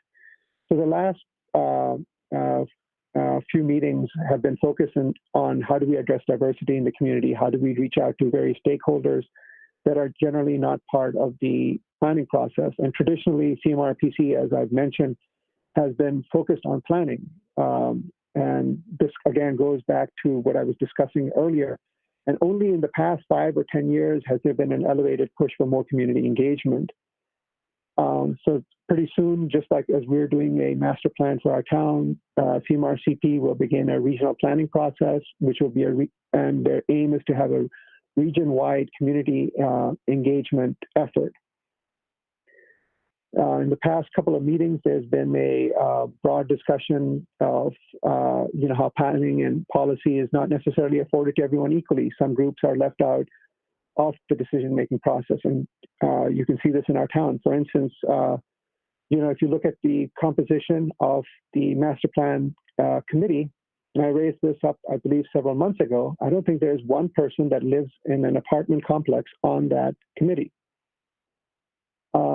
So this is, if we are committed to providing, making sure that equal opportunity is provided to everyone, then we need to make sure that we live up to those words. So that's kind of one of the things that they talked about. The other thing that was of interest, and I sent this as a separate email to the board, was CMRPC has been looking at basically the use of various parking lots into commuter rail stations. That's how COVID-19 has impacted travel patterns in the CMRPC region. And they've been conducting utilization counts at the Westborough and Gaston station. And you can, the preliminary results show that there's obviously been a decrease in usage. The question is, how will this continue? I think I'm glad they did it. I think it'll be interesting to see the results. The last time I was asked to present on CMRPC, I believe, was in June, and at that point, I'd attended their June meeting. And one of the things that had come out is, even though, and at that point, this is June data and not September data, at that point in time, even though the usage of road usage had declined, traffic accidents had increased because people were driving faster. So I think we're going to have, transportation with regards to our community is going to be a moving target. We'll have to see what happens. There was also some discussion of an alternative fuels program. If anyone is, so inclined, you can reach out to me and I can send you the details, but I don't want to spend time on that unless the board wishes me to. I'd be happy to answer any questions. Yep, Alan, go ahead. I've got a question about the alternative fuel programs. About 5 or 6 years ago, maybe, Mass DOT was aggressively converting its diesel fleet to compressed natural gas, and they were looking for municipalities to host CNG compressor stations, which in theory, I don't even know if there's natural gas service in the DPW yard, but if there were, it could be there, and it would be revenue generating for the town. Is CMRPC now is looking at alternative fuels? Is that part of the consideration, or mostly on electric and hybrid? I have to look into that, but they were looking basically at fueling and charging infrastructure along the highway corridors. But I can find out I can reach out to them about the compressor stations. So why don't I find out about that? At least the information that I saw was basically for electric vehicles, but I can find out about that. Yep. Ian, go ahead. Yeah. So I just one other thing, and I think we've all, or I shouldn't say we think, I know that I've gotten it. I'm assuming that all of us got stuff from CMRPC lately about some of the work happening at the state level, but it looks like they're providing webinars and that stuff. So the one most recent, I think we got to follow up this morning for a call coming up in a couple of days around the local rapid recovery plan, the LRRP, addressing the impacts of the pandemic on stabilizing business districts. Is that anything that was talked about at the CMRPC? No, any more insight you have there? Is this something that we should be making sure we have representation at these meetings, or is it something that's not as relevant? And Christy may know more. I haven't talked to anybody about it. I think Christy will probably know. I've stopped there. I think Christy will probably know more. at the last meeting, certainly this wasn't discussed. So I'll defer this to Christy. But I can, if she doesn't, I can find out about it.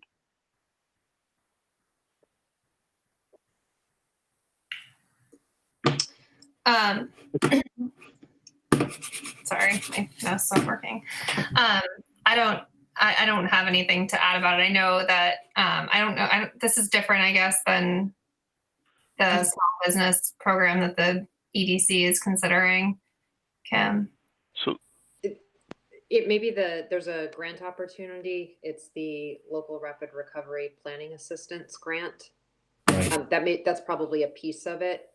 Okay. We talked about that at the EDC meeting last week, and staff, there's a online meeting tomorrow to talk more about the grant and what opportunities are available.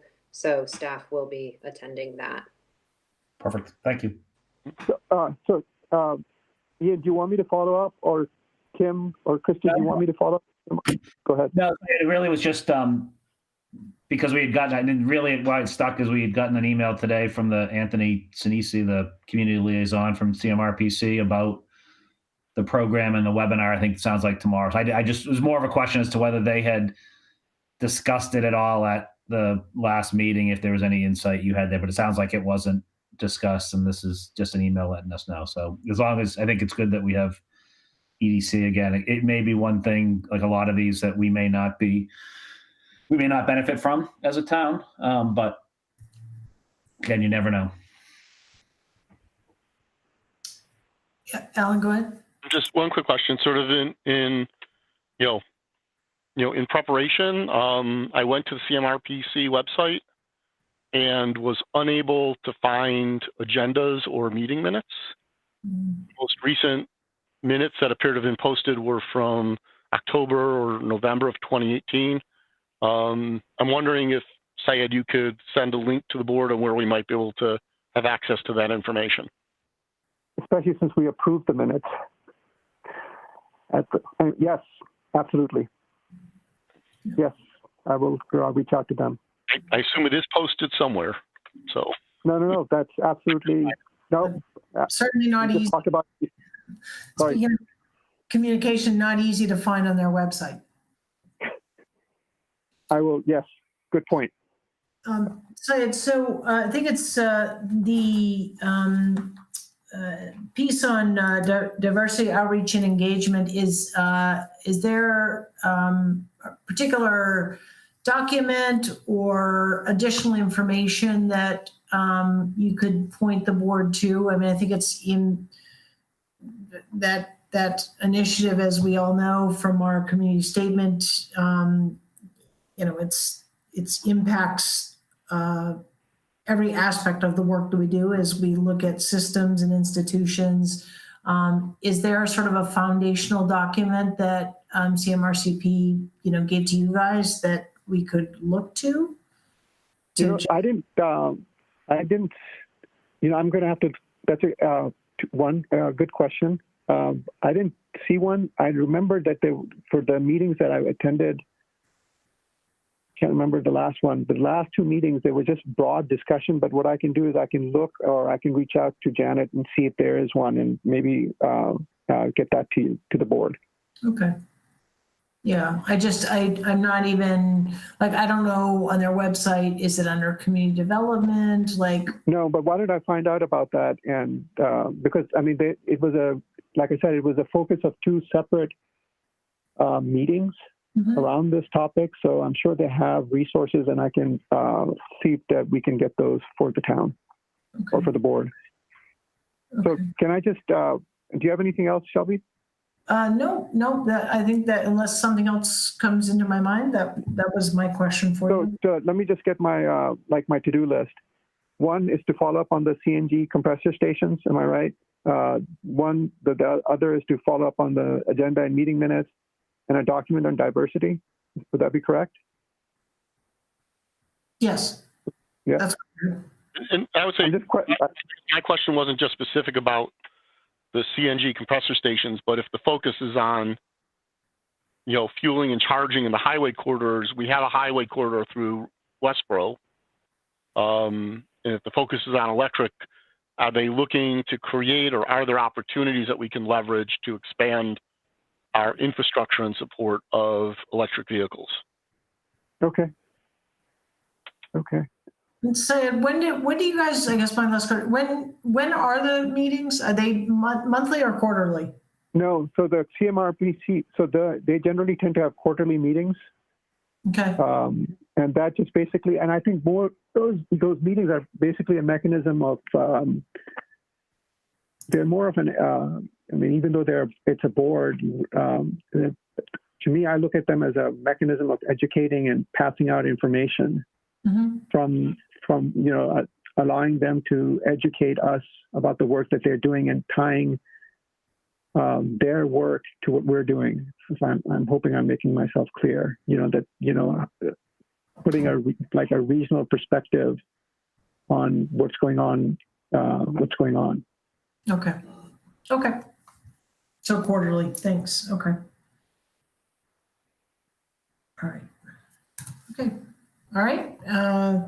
Thank you for the update. Appreciate that. We'll look forward to the other updates. And you can just send those to Christy so she can get them out to the board so we have them. Okay. If we need further discussion. And Christy, I'll CC you on the email and then just feel free to edit if I've misrepresented what the board wanted. Okay. I'll reach out to Janet probably by tomorrow. Okay. Okay, thanks. Okay, moving on to next item, the town seal. So just to be clear for the public watching it and wondering if we're making a decision about changing the town seal or its design, we're not here in this meeting. This is a continuation of the discussion that we've had previously around what are the next steps effectively. Okay. So in our packet, Christy was kind enough to include information around a similar process the town of Natick is going through. That process, I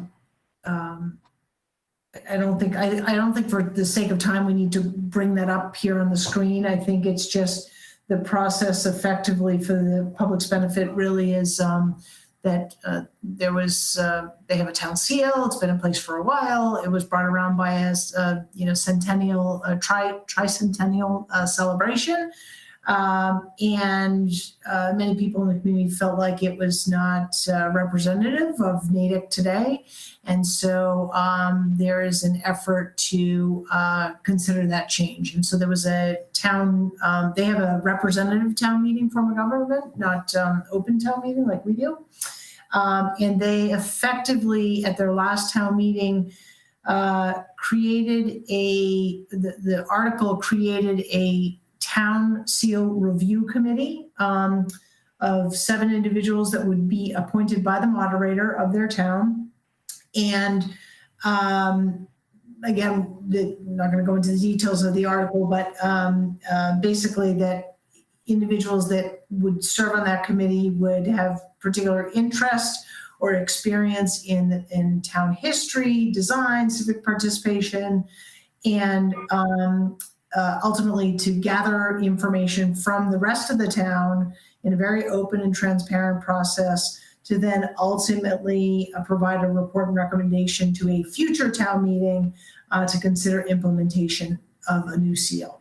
So I think for our purpose here, and I'll ask my fellow board members and Christy to keep me on track here, we're at the place where we need to determine what are our next steps. And so I was particularly impressed by the Natick's effort. I did have an opportunity today to speak with a former selectman from Natick about this process. He is involved in this process. His name is Josh Ostroff, Joshua, excuse me. And I think there's a good opportunity to kind of learn from what they are going through. They're in the process of, they'll be interviewing those individuals shortly. Whoever's not on mute, if you could mute, please, that'd be great. And so I personally, I'll say that I love the idea of creation of a committee. I think this is it's an important request that's come before this board, but I also think we have to be honest as a board in how time consuming and involved it is to undertake this, and amidst the critical priorities of the board. So I think putting it in the hands of sort of a vetted committee, ultimately, if that's what town meeting were to decide, it's a great idea. I think for this board to undertake that could we do it? Yes, but I think it would not be necessarily as broad as I think we all desire it to be. So I'll be quiet and turn it over to the group since you've seen the packet and get your thoughts. Yeah, Ian. I think it's brilliant. I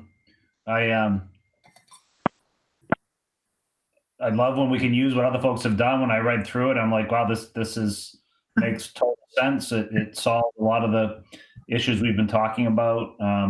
It's still the way I understood what the proposal was. And I know we've had the town moderator offer to help with this. I think it's great. It required at least one public forum, I think, which we know what we wanted to do, at least one. We can have it, I think, as the town manager has recommended, kind of report back to the Board of Selectmen at prior to it going on the town meeting warrant for what the next stage is. So I am fully supportive. I think we should move forward with it. Getting the process going to determine whatever we do. So I think what we can leverage and learn from what others have already done is always a benefit, because we don't need to recreate the wheel. And it looks like the process they've put in place, while slightly different in terms of what their seal looks like and some of the concerns around our seal, I think they're very much related, though. And so my comment is, I think we should, as a board, look at it, tweak it a little bit. And in terms of just the language, but I think we can leverage, most of what they did. And I think we should push it forward as an article on the Springtown meeting warrant. Thanks, Ian. Appreciate it. Alan? Looking through the native process, wholeheartedly agree with, with what Selectman Johnson, what Ian said. Also, previously, our town moderator, John Arnold, had suggested a similar process with, multiple discussion groups, that sort of the public input process. I know Natick's having, at least one public meeting about it with the committee. John Arnold had suggested possibly, if a lot of people wanted to be involved, smaller groups that would discuss and come back to the whole. And so whether we provide him guidance or let him run with it, and how he sees the best way to structure it and guide the committee's work, I'm comfortable with it. I think it's a good way forward. I think it gives the town the ability to do an initial, not yes, no, we want to change the seal, but yes, no, we should consider it. With the charge of the committee being, should we change it, and if so, to what? And coming back with, that recommendation. Yeah, I think it was clear in my conversation with Josh that, this committee, there would be a lot of work before this committee. And in terms of the public outreach, again, using the communications plan that Christy outlined, he talked about, having all the conversations with the Rotary Club and this club and that club, to explain what the warrant article is, and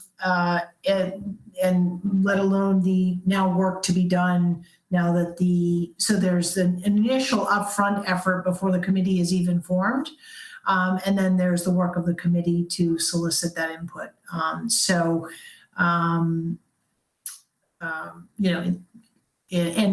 he was pleasantly surprised by the number of applicants that they will have to really whittle down. I think they have something like almost 20 applicants for the 7 positions. So, and given the energy around this and the interest and the love for this community, I think we'd see sort of a similar response, is my sense. I bet we'll have more.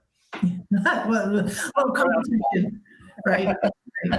Yeah. So, Syed, your thoughts on the town seal?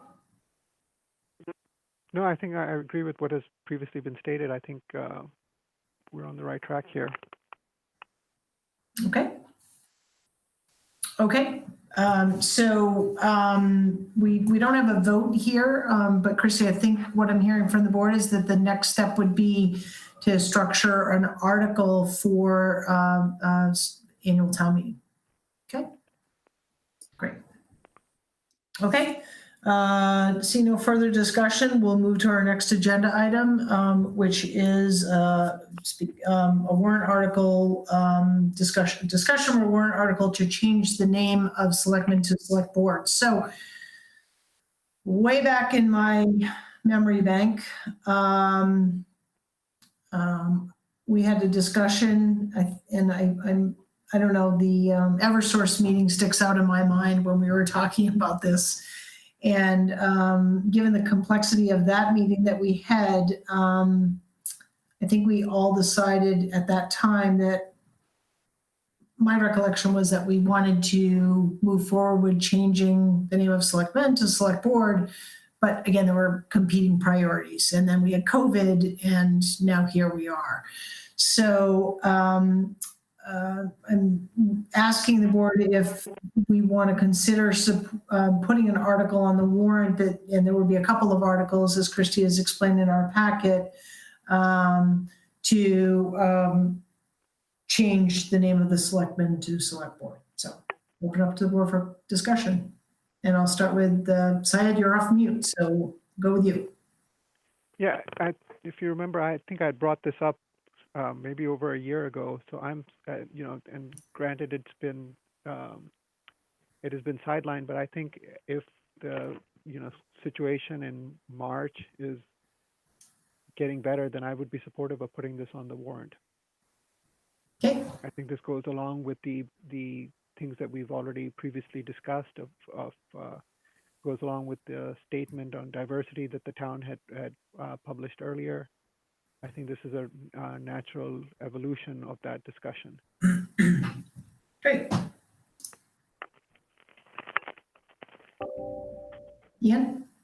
Yeah, I'm fully supportive of bringing it forward and letting the town meeting, have the discussion and make the decision. I know many other towns have, with boards have gone through this. I think, again, it's the right time to me to bring it forward. It's been discussed. Let's do it and let the town decide. So full supportive of putting the moving forward and putting the articles. I do agree with what Selectman Hashmi said that, again, if we're in a similar situation where we have, the COVID and the situation of how our meeting is going to be run, this would be one that maybe is not top priority. And if we needed to, push it later, but I think for now we should plan to move forward in my mind. Okay, Alan? Okay, I'm supportive of this and think we need to move forward.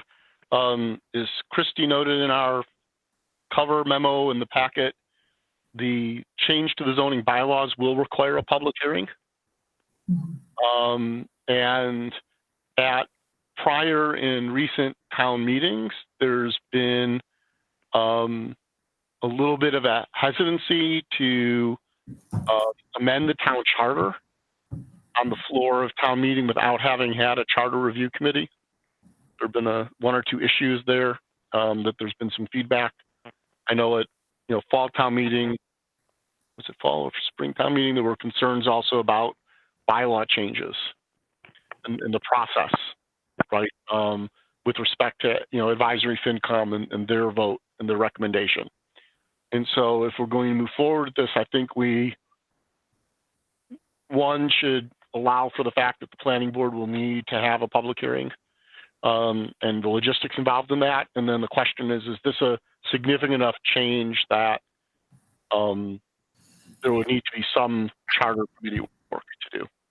I personally don't believe there does, but it might be helpful to have some public comment period prior to town meeting to get input. Okay, Christy? We kind of talked about this when we were talking about the town seal and sort of the value of having sort of collecting public input prior to the town meeting vote. It's something that we're trying to do with general bylaw changes. We're not required to, but certainly something we've been trying to do to receive feedback, specifically recently on the animal control policy, and also when the board was considering adoption of a sidewalk plan.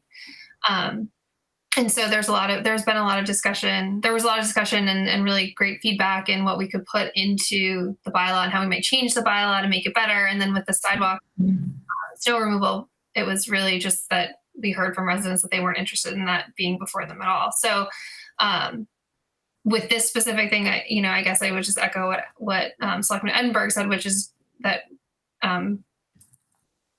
what I wouldn't want to do is sort of create a public forum where people are feeling like they're providing a vote because it has to be voted at town meeting, and where it's sort of, do we change the name or not?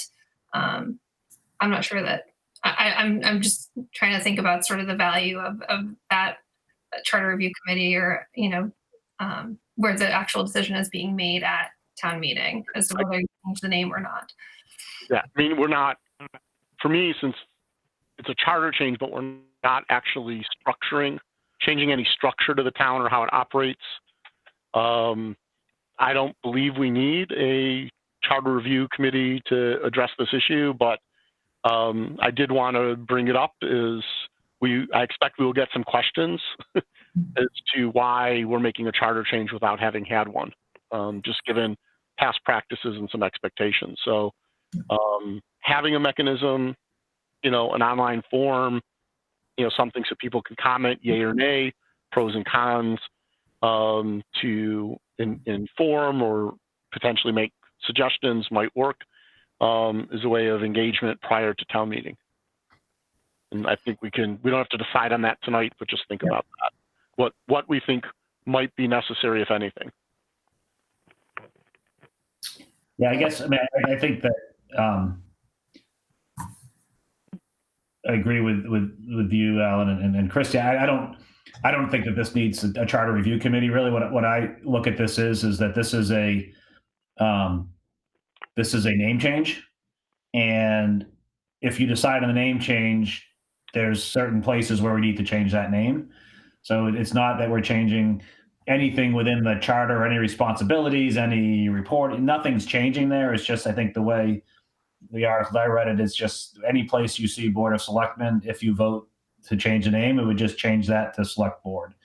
So it doesn't change anything within the charter except a name. So again, my concern would be, if we want to move this forward and we're concerned about charter changes, it would take us a lot longer to do a charter review committee to get that done. So I am, I think we just couch it. This is not we're not looking to change the charter. We're looking to change the name. And it just so happens that there are certain places, if we change the name, where we need to make amendments, and that's what the motions are for. So, yep, go ahead. With regard, I'm not so, with regard to the public engagement, and I know John Arnold is not on this call, but not to throw him under the bus, but, with regards to the previous discussion about the seal, we had discussed about how he had offered to hold public listening sessions before the meeting. Is this something that the board would consider this time around, or using that mechanism? I mean, I personally think this one is pretty straightforward. I mean, maybe I'm naive. I can't imagine. I'm not going to call predicting unanimous vote in support, but I'm not sure what the objections would be, other than certainly maybe someone wanting to understand the cost. Is there a cost to the town to make this change? Like what is it going to cost and why are we doing that? But, and in terms of input, again, I'm not sure, from men to board, I don't know. To me, it's kind of a no-brainer. So and there aren't a lot of variables. I mean, unless we were talking about, we want to be called something else, that might bring up debate, but you've already got half the word in the term. So I don't think that we need to add this to multiple forums. I think we might need to do a little bit of a campaign or education about what the article is about, and that we can utilize a communication plan. I think we can talk about it on Westborough TV, and there are a bunch of different venues, but I don't think we need to hold information sessions on this one. I mean, we can talk about it as we go forward, but I'm hearing just in the interest of time and our agenda that we're in favor of moving it forward. Yes. Okay. Yep. Okay, great. So we will move on then. Okay, next agenda item, Christy, Harvey Building Asset Assessment, please. So I just wanted to briefly update the board. You had a goal for this calendar year to review town assets. Obviously, that's been significantly impacted by our focus on COVID and the impacts of COVID, but things are sort of moving forward. Obviously, Selectman Edinburgh and I have been meeting with the Explorer Post, as has Chief Purcell. But another building, there's other buildings, other town buildings that had sort of come up as part of that conversation. And so what I wanted to let you know is that the Buildings and Grounds Department, which is now with the DPW, so with the DPW director, has put a request forward to the capital plan to do an assessment of 3 buildings. One is the Harvey Building, one is the Country Club Building, and then the Forbes Community Building. And so really to do an assessment of what shape the building is in, what type of work it might need, and consideration of, potential future uses of that building. And so this would really be used as a tool to inform the board going forward as you're thinking about how you might change the use or, opportunities for use going forward.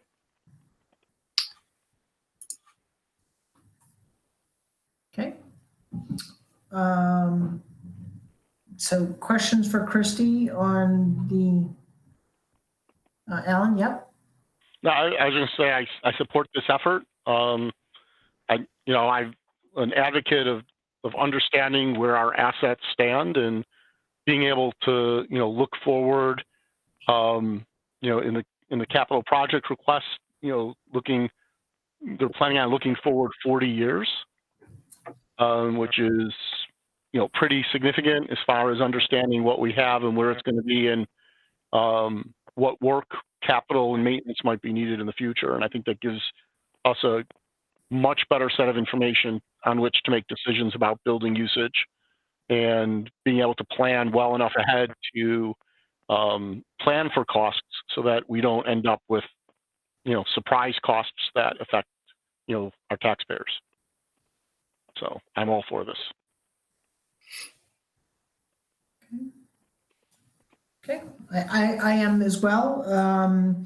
I think the one thing I had some concern about, but as Christy and I talked about this, my concerns were put at ease, which is how do you assess the need when you don't sort of know what the need is? So we talked through that, and this is very much about sort of what is the condition of the building, and what just as a building as it is today, what is its condition? And then through that process, it sort of creates opportunity for what could the building's use be and what would be needed to get it there. So it'd be very interesting to understand, I think, the selection of the consultant, or I'm not even sure what their title is, that people that do these. I think it would be very important to understand their background in historical buildings and, kind of other projects that they've worked on. That'll be important as part of that selection process. Great. So I wanted to give you that update because it is one of your goals and it is definitely progressing. Good. That's great. Great to see that. Okay. All right. All right. Moving, Christy, to your town manager report, please.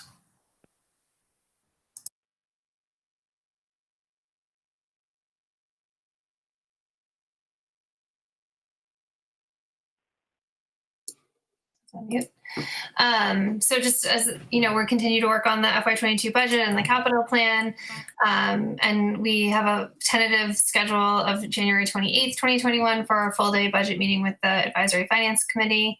The town closed on the 30 Belknap Street property on December 1st. Which is very exciting. The conservation director is going to be working on land management plans, including signage for the property and also the Daycare property.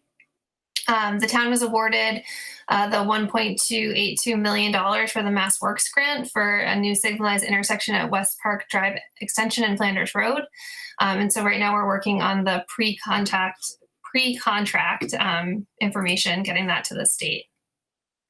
Hockomock Ponds, in the spring of 2018, the board created a reuse committee, which has sort of been waiting to hear from the EPA about the status of the groundwater contamination monitoring equipment and also the building being turned over to the town. Jordan is getting up to speed with all of that in his role as the conservation director. And I anticipate, depending on our upcoming agendas, a presentation from him on the status of that in either the December 22nd or the first meeting in January. And CELA's reached out to those who were appointed in 2018 to that committee to make sure that they're aware that that presentation is going to happen. We have several updates from the department, so I'll try to go through very quickly. Conservation department staff is meeting with WCLT about land stewardship and how they'll work collaboratively moving forward. Jordan has been working with them on some volunteer initiatives for the spring and summer related to the properties that we just obtained. Conservation department staff will be conducting a preliminary trail mapping and survey work for the Daycare property. And they're also, the Conservation Commission tonight is reviewing permit applications for the Lyman Street Sidewalk Extension and West Park Drive extensions. The Department of Public Works, they put out the RFP for the operations and maintenance services for the town's water treatment facilities. So the selection of the contractor is expected to occur in February. They're doing their annual scheduled road pavement improvements. Those are complete for the year. And over 20 roads were crack sealed and 8 roads were resurfaced. All were funded through Chapter 90, except for a $79,000 grant that funded the sidewalk ramp improvements along West Street. We took advantage of a program through Mass DEP to test for testing of our water resources for PFAS. We did have two sources that came back that were above the allowable limit, but so that just triggers a second round of testing in order to confirm how we move forward. But those 2 sources are not currently providing water to the town. With the fire department accepted the resignation of Kelly Manning, who served the department for 2 years and has been a career firefighter for 15. She's the assistant chief in Douglas. The fire department is meeting recent challenges related to COVID. Basically, when they go to the hospital with a patient, they've created this hold wall where they have to wait with the patient for a lot longer than they typically would, anywhere from 20 to 90 minutes. And so that's just something that the chief wanted you to be aware of. At the special town meeting in September, the citizens approved an article to supplement assistance of the firefighter grant that was awarded in August for the self-contained breathing apparatus. The department has recently effected the purchase of the new equipment, and they expect the project to be completed by the end of December. Planning department also spoke about the MassWorks grant. They also gave a master plan update that the advisory committee met on the 30th to review baseline chapters. The vision statement and goals are available on the master plan link on the town's website. Middlesex Savings Bank's new offices at 65 Main will be opening later this month. The 800 West Park Drive at Olympus is nearing completion. The certificate of occupancy is planned for January.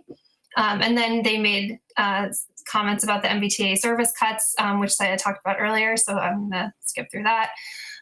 Police department was officially notified that we received the Bulletproof grant that was a total award of $39,540. They're working on their promotional policy is complete, and they bargained it with the union. And the promotional process has been initiated with an assessment company. They'll potentially be making a total of 8 promotions over the next 17 months. Oh, Wow. Christy? That'll be posted on the town website because there's a lot there. So. Yeah, there is a lot there. So thank you for posting those. I do get feedback from residents that they do read them. They enjoy being able to read them. So thank you for making them available. There's a lot going on. Syed, you had a question? Yeah, with regards to the PFAS, I'm sorry, what do you know what the levels were? And do you know, because correct me if I'm wrong, the levels were, I think the last time they had been checked, they were negative. I think they were done a year ago or something. The levels were negative. So go ahead. Let me just look. The PFAS limits were changed in October. And so now the standard is, I believe it's 20 parts per trillion. Okay. So. And do you know where the location of these were, or were they close together? I actually don't know that they're close together. I know that, certainly the testing of these is very sensitive. And so while we, want to be transparent about the initial results that we received, it definitely requires that second round of testing. And so for confirmation purposes, and we expect to get those back in the next week or so. Okay. Can you please let us know about those? Thank you. Yeah, absolutely. Oh, sorry.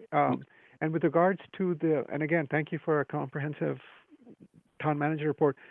I'm hearing, I guess, or reading rather in the newspapers that some of those cuts to the train service may be pulled back. Do you know anything? Do you have any updates, or is that still a fluid situation? I can go back to Jim's report, but it looks like Alan knows the answer to that.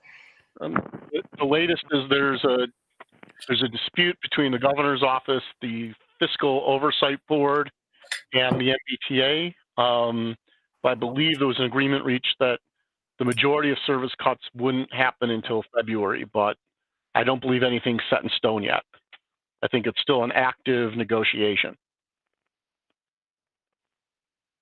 And so at this point, probably no service changes till February, but maybe there will be, is the way I would describe it. And just one comment on the PFAS. In the town manager, in Christie's report, it does make it clear that those 2 water sources aren't in use for the town, and they haven't been in use. And so they weren't pulled out of service before this test. They were not being used for water well before these tests were taken. So that there's not an issue with the water supply to the town.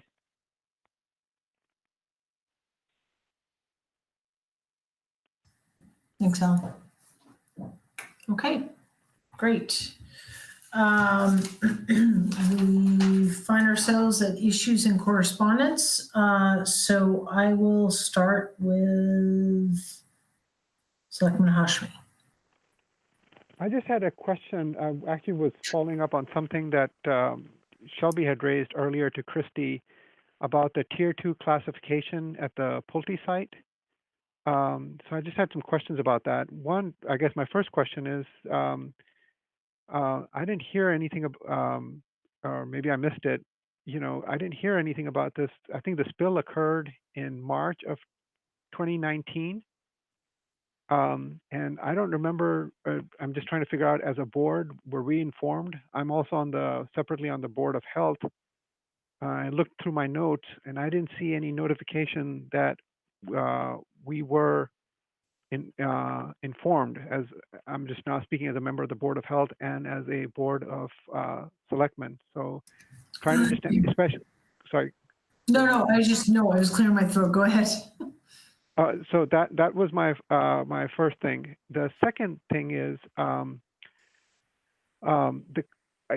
again, I'm not an expert on these matters, but yeah, it doesn't appear that that the source of the release and the complete delineation of its extents was identified relative to the occupied buildings, and also to their relationship to the lake and to the wells. The report talked about, I think there was a line that of how it was limited. The second is, so first, when was this information communicated to the board? The timing of this, I'm just curious about, because at that moment, in March, when this release occurred, we were in the midst of, I believe, our discussions on Pulte on affordable housing. And later on in 2019, I believe it was later in November, almost a year ago, that this board signed off on the mitigation with Pulte. So I'd like to know about the timing. And I'd like to know if the residents that live in that project have been notified. And last but not least, what is the obligation? I recognize you said that it's not up on to the town to inform the residents, but it's up to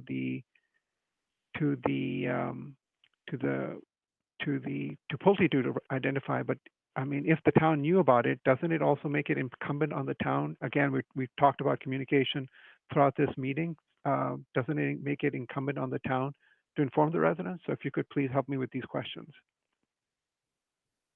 So Syed, we didn't bring these to the board. The town is really sort of a repository of the information for it to be accessible, but it's completely followed and regulated by the Department of Environmental Protection, so DEP. Anything that happens like this, we receive notification, but the board doesn't take action on it. It's really just followed and completely regulated by DEP. Yeah, I guess I'm just, I recognize it's followed and regulated by DEP, but I guess, I mean, isn't this material like concern that, hey, we've had a spill in in a part of town? I mean, isn't this something that should have been informed the board, especially since we are already discussing with this company regarding several other issues? I'm just trying to understand why we wouldn't So this is Shelby. I would say that I think that my understanding is the town is frequently notified of lots of things. So imagine there's a spill at of gas or oil, and I'm not going to put a size on it. Maybe it's small, maybe it's larger. There are mechanisms in place for the town to be notified of those situations, and then the process follows. So if there's a spill and it goes, I'm making this up, I'm just using common sense, spill and something goes into the wetlands, then conservation is part of that discussion, and certainly Board of Health and whatever, but there's a notification process. It doesn't necessarily, to me, all of those things don't necessarily elevate to a Board of Selectmen or a board level. I mean, I think the communications take place all the time with the relevant town departments, and they're managing through that process. Alan, I know you want to see your hand. That was my same question that I had for Christy, which is why I asked her to update the whole board. But there is a notification process, and Pulte followed that or through their consultant by putting it in the newspaper. And so there is a process by which residents can follow up and ask for more information. But I think the town has been advised of it and is monitoring it through its appropriate departments. I don't want to speak for you, Christy. Is that fair representation? Yes. Yes. And sorry, and so did they, because this is close to the lake and, where kids are, I mean, at least in 2019, we're swimming. Was the lake and there, I believe we have our own wells, water wells at Chauncey. Was that tested? Can I say a point of order? Just a point of order here, Selectman Marshall. I'm not sure. I'm trying to discuss this now that we didn't post this on our agenda. I'm not sure whether right. based on being lost. I think we may need to. Yeah, thank you, Ian. Yeah. Or something that came up, I think the discussion should be put on an agenda and discussed. Can I just make one factual clarification, though, so that we don't overly worry town residents? My understanding in reading the notice is that, yes, there was an incident of spill where a transformer was damaged by construction equipment and oil leaked out, but that the Tier 2 incident, the location and the amount and the depth indicate that that was pre-existing condition on the property from the building that was there prior to demolition in the state hospital. And they have bounded the lateral spread, but not yet the depth. So I'm gonna stop the conversation. Thank you. No, thank you, Alan. So I think that if we need an agenda item on this to clarify, then let's have that. But at this point, we're gonna move on from that. Syed, anything else on? No, just if we could have this as an agenda item at a meeting, I would appreciate Can I it. just, I'm sorry, I know that if you want to have it as an agenda item, we can talk about it, but because this is specifically followed by DEP, there are specific phone numbers and people that you can contact for information. And so I don't know, Syed, if you want to have someone, discuss that at the selectmen's level, or if you just want to contact them to You know what? I'll just take care of it. I'll take care of it. Okay. I'll contact DEP. Thank you. Okay. And that, again, for the purpose of the viewing public, that notice was in the Community Advocate just recently. There is contact information to follow up with questions in a very prescriptive process through DEP. So, okay. Ian, next, please. I have nothing this evening. Okay. Alan? Okay, just a couple of quick words. Folks may notice that there are many different groups of businesses in town who are promoting shop local for the holiday season. And so I certainly support that and encourage people to do so as well. As we head in, also know that if you're looking for, gifts for your kids' teachers in the school, something small and nice, that one thing to do, since it's hard to deliver anything in person right now, the Westborough Education Foundation runs their CARES program where you can make a small cash donation and in the honor of one of your students' teachers, and they get a nice note, handwritten note, notifying them that, a donation's been made in their name in support of the good work that they do. So it's one of just the many opportunities for giving as we head towards the end of the year. And I also want to thank the community. Earlier this month had or actually it was right before Thanksgiving, had the opportunity to attend an event at the Westborough Food Pantry. And in a conversation with Phil Kidrich and his wife who run the pantry, their gratitude for the outpouring of support from the community and the various volunteer groups that have done record-breaking fundraising and food collection for the pantry. They're pretty astounded and appreciative. That said, their demand is more than 30% higher this year than it was last year. And so the need will continue even past the holiday season. So thank you for your support and please continue to do so. And that's all I have. Thanks, Alan. So I want to just update the board. Alan and I attended a webinar or virtual meeting, along with Christy, and there were other members of the town to talk about the Accelerate I-90 Bridge Replacement Project. So this is a project where there will be replacement of 8 bridges in 8 weekends. It was fascinating.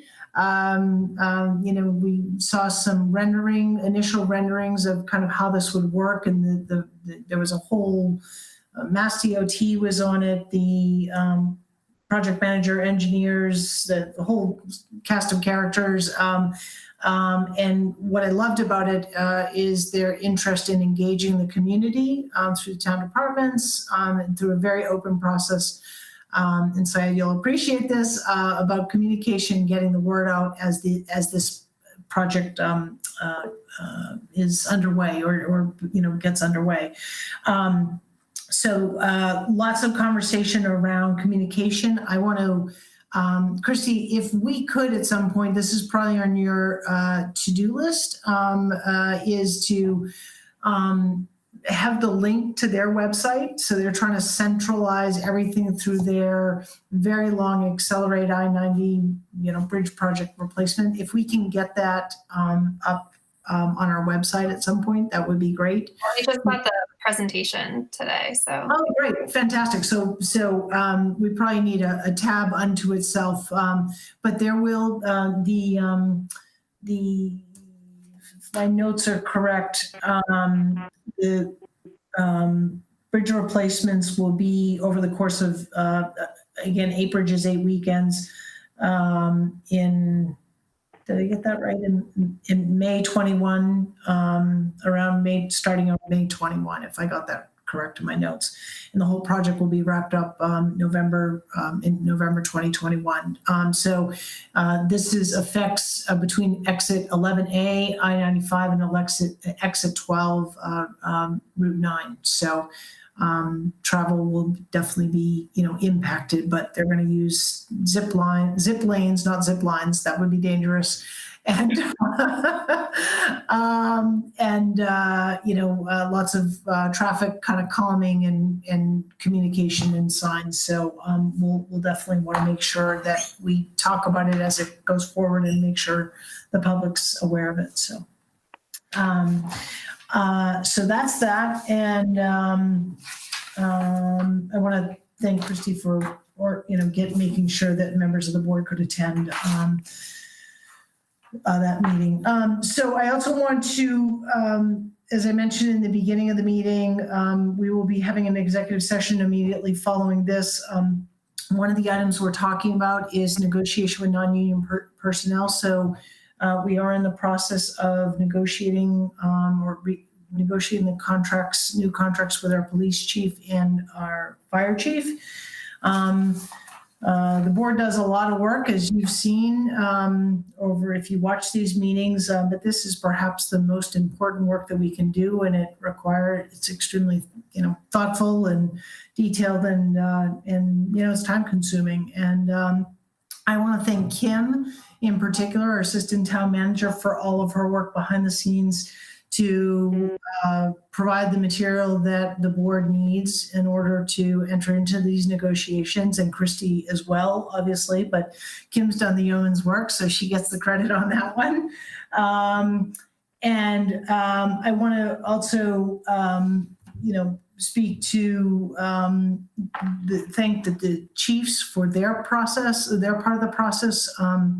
They provided us with evaluations so that as a board, we could, every member saw those evaluations and we could really understand, the lens through the lens of the chief and the work that they've done in their department, their community, and professional development, et cetera, et cetera. For the first time, at least to my knowledge of the Board of Selectmen, we created again with Kim's help, an evaluation tool by which every member of the board was given the opportunity to participate in. And so it was both a scoring as well as a narrative process where we could give specific feedback in a number of different categories. Those evaluations were then shared with both police chiefs. And I want to thank Selectman Johnson, Selectman Edinburgh, and Selectman Emery for participating in that process. I am really disappointed myself. Disappointed that Selectman Hashmi chose not to participate in that evaluation process. It is a core responsibility of this board to negotiate and engage in that process. And this was, the core way to do that beyond, what will take place in executive session. And so I wanted to speak to that. I also want to speak to one final item since we're talking about correspondence. Selectman Hashmi has pointed out in public correspondence on social media about his question about running again as selectman, and ultimately that's his decision, the public's decision, whether or not he chooses to and to bring him back. But I was extremely disheartened that he identified being a selectman as a burden. I think it is extremely disrespectful to not only this board to speak to what we do as a burden. I find it an honor. I also think it reflects poorly on every volunteer that is appointed, whether you're elected or appointed. I think to serve is an honor, and it's pretty special, and it's eye-opening, and it's hard work. And if you can't do the hard work, and that goes beyond the meetings, and it goes beyond asking the questions, then candidly, it's probably not the right fit. And at some point we figure that out, and sometimes we choose to run again, and sometimes we say, you know what, that was interesting, but it's not a fit for me. But I want the public to know from me personally that being a selectman, being an elected official should never be a burden. And we do it pretty much as voluntary. I mean, we get a small stipend that I think everyone here gave back because of COVID this past year, and we don't do it for the stipend. We don't put the hours in we do it so that we can represent this community and take your feedback and ultimately, do good work. And to represent it as anything else is beyond crushing to have read that. And can I answer to that? I think you've said this. I would like to respond to this. You can have a brief minute. Yeah. Well, first, you didn't read my entire statement. I said several times that it's been a privilege to serve. But when you talk about burden, absolutely. Since I've been on this board, Selectman Edinburgh has asked for my resignation because I raised questions about Pulte. You're absolutely right. I had questions about Pulte, but in the Selectman's office, he asked for my resignation. You yourself have asked for, just because I was advocating on behalf of my neighborhood, because they weren't being communicated with the town, you've raised false accusations and put those on the record about me. So when I talk about it being a burden, this is what I'm talking about. For those of us that challenge authority, this is the cost of public service. And so you can imagine my frustration. And you're right, I'm trying to decide. And part of the frustration is I know that this is my future, that if I stay for another 3 years, I'm sure more allegations will be raised or more questions will be raised. So yes, to me, that is the burden. But if you had read the letter properly, it is a privilege to serve the residents, and somebody needs to stand up for them. Syed, I read I read the entire thing. It was forwarded to me from a concerned resident. I didn't find it myself. And there was a lot in there. I encourage everyone to read it. There's a lot that you packed into there.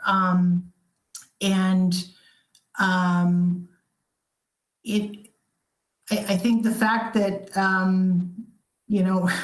again, you just informed us in email that you can't stay on for executive session.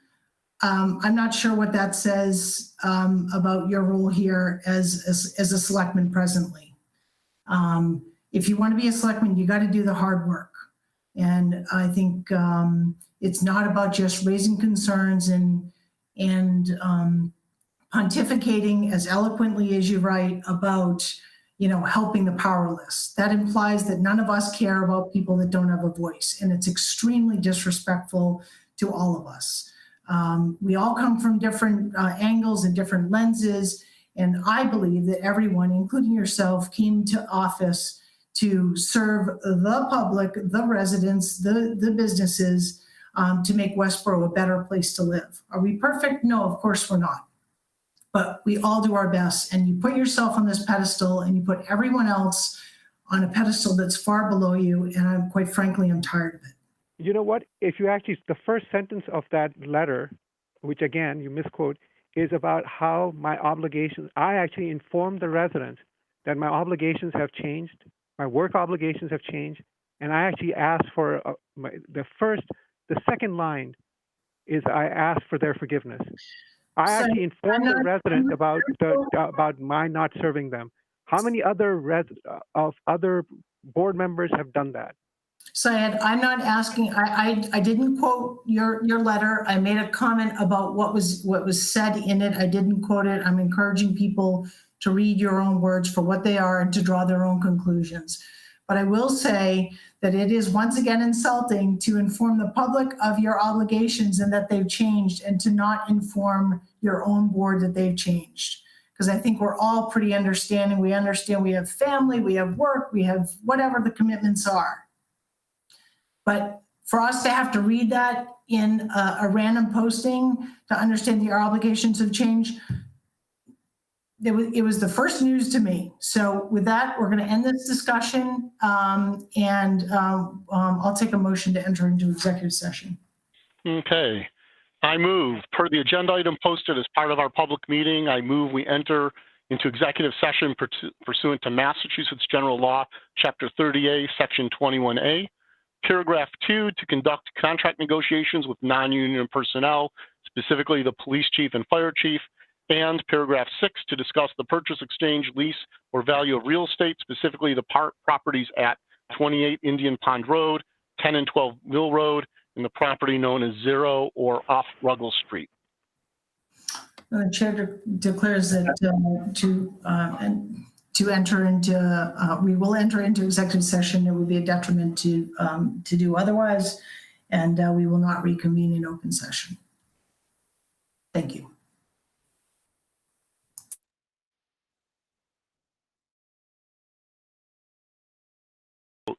Yeah.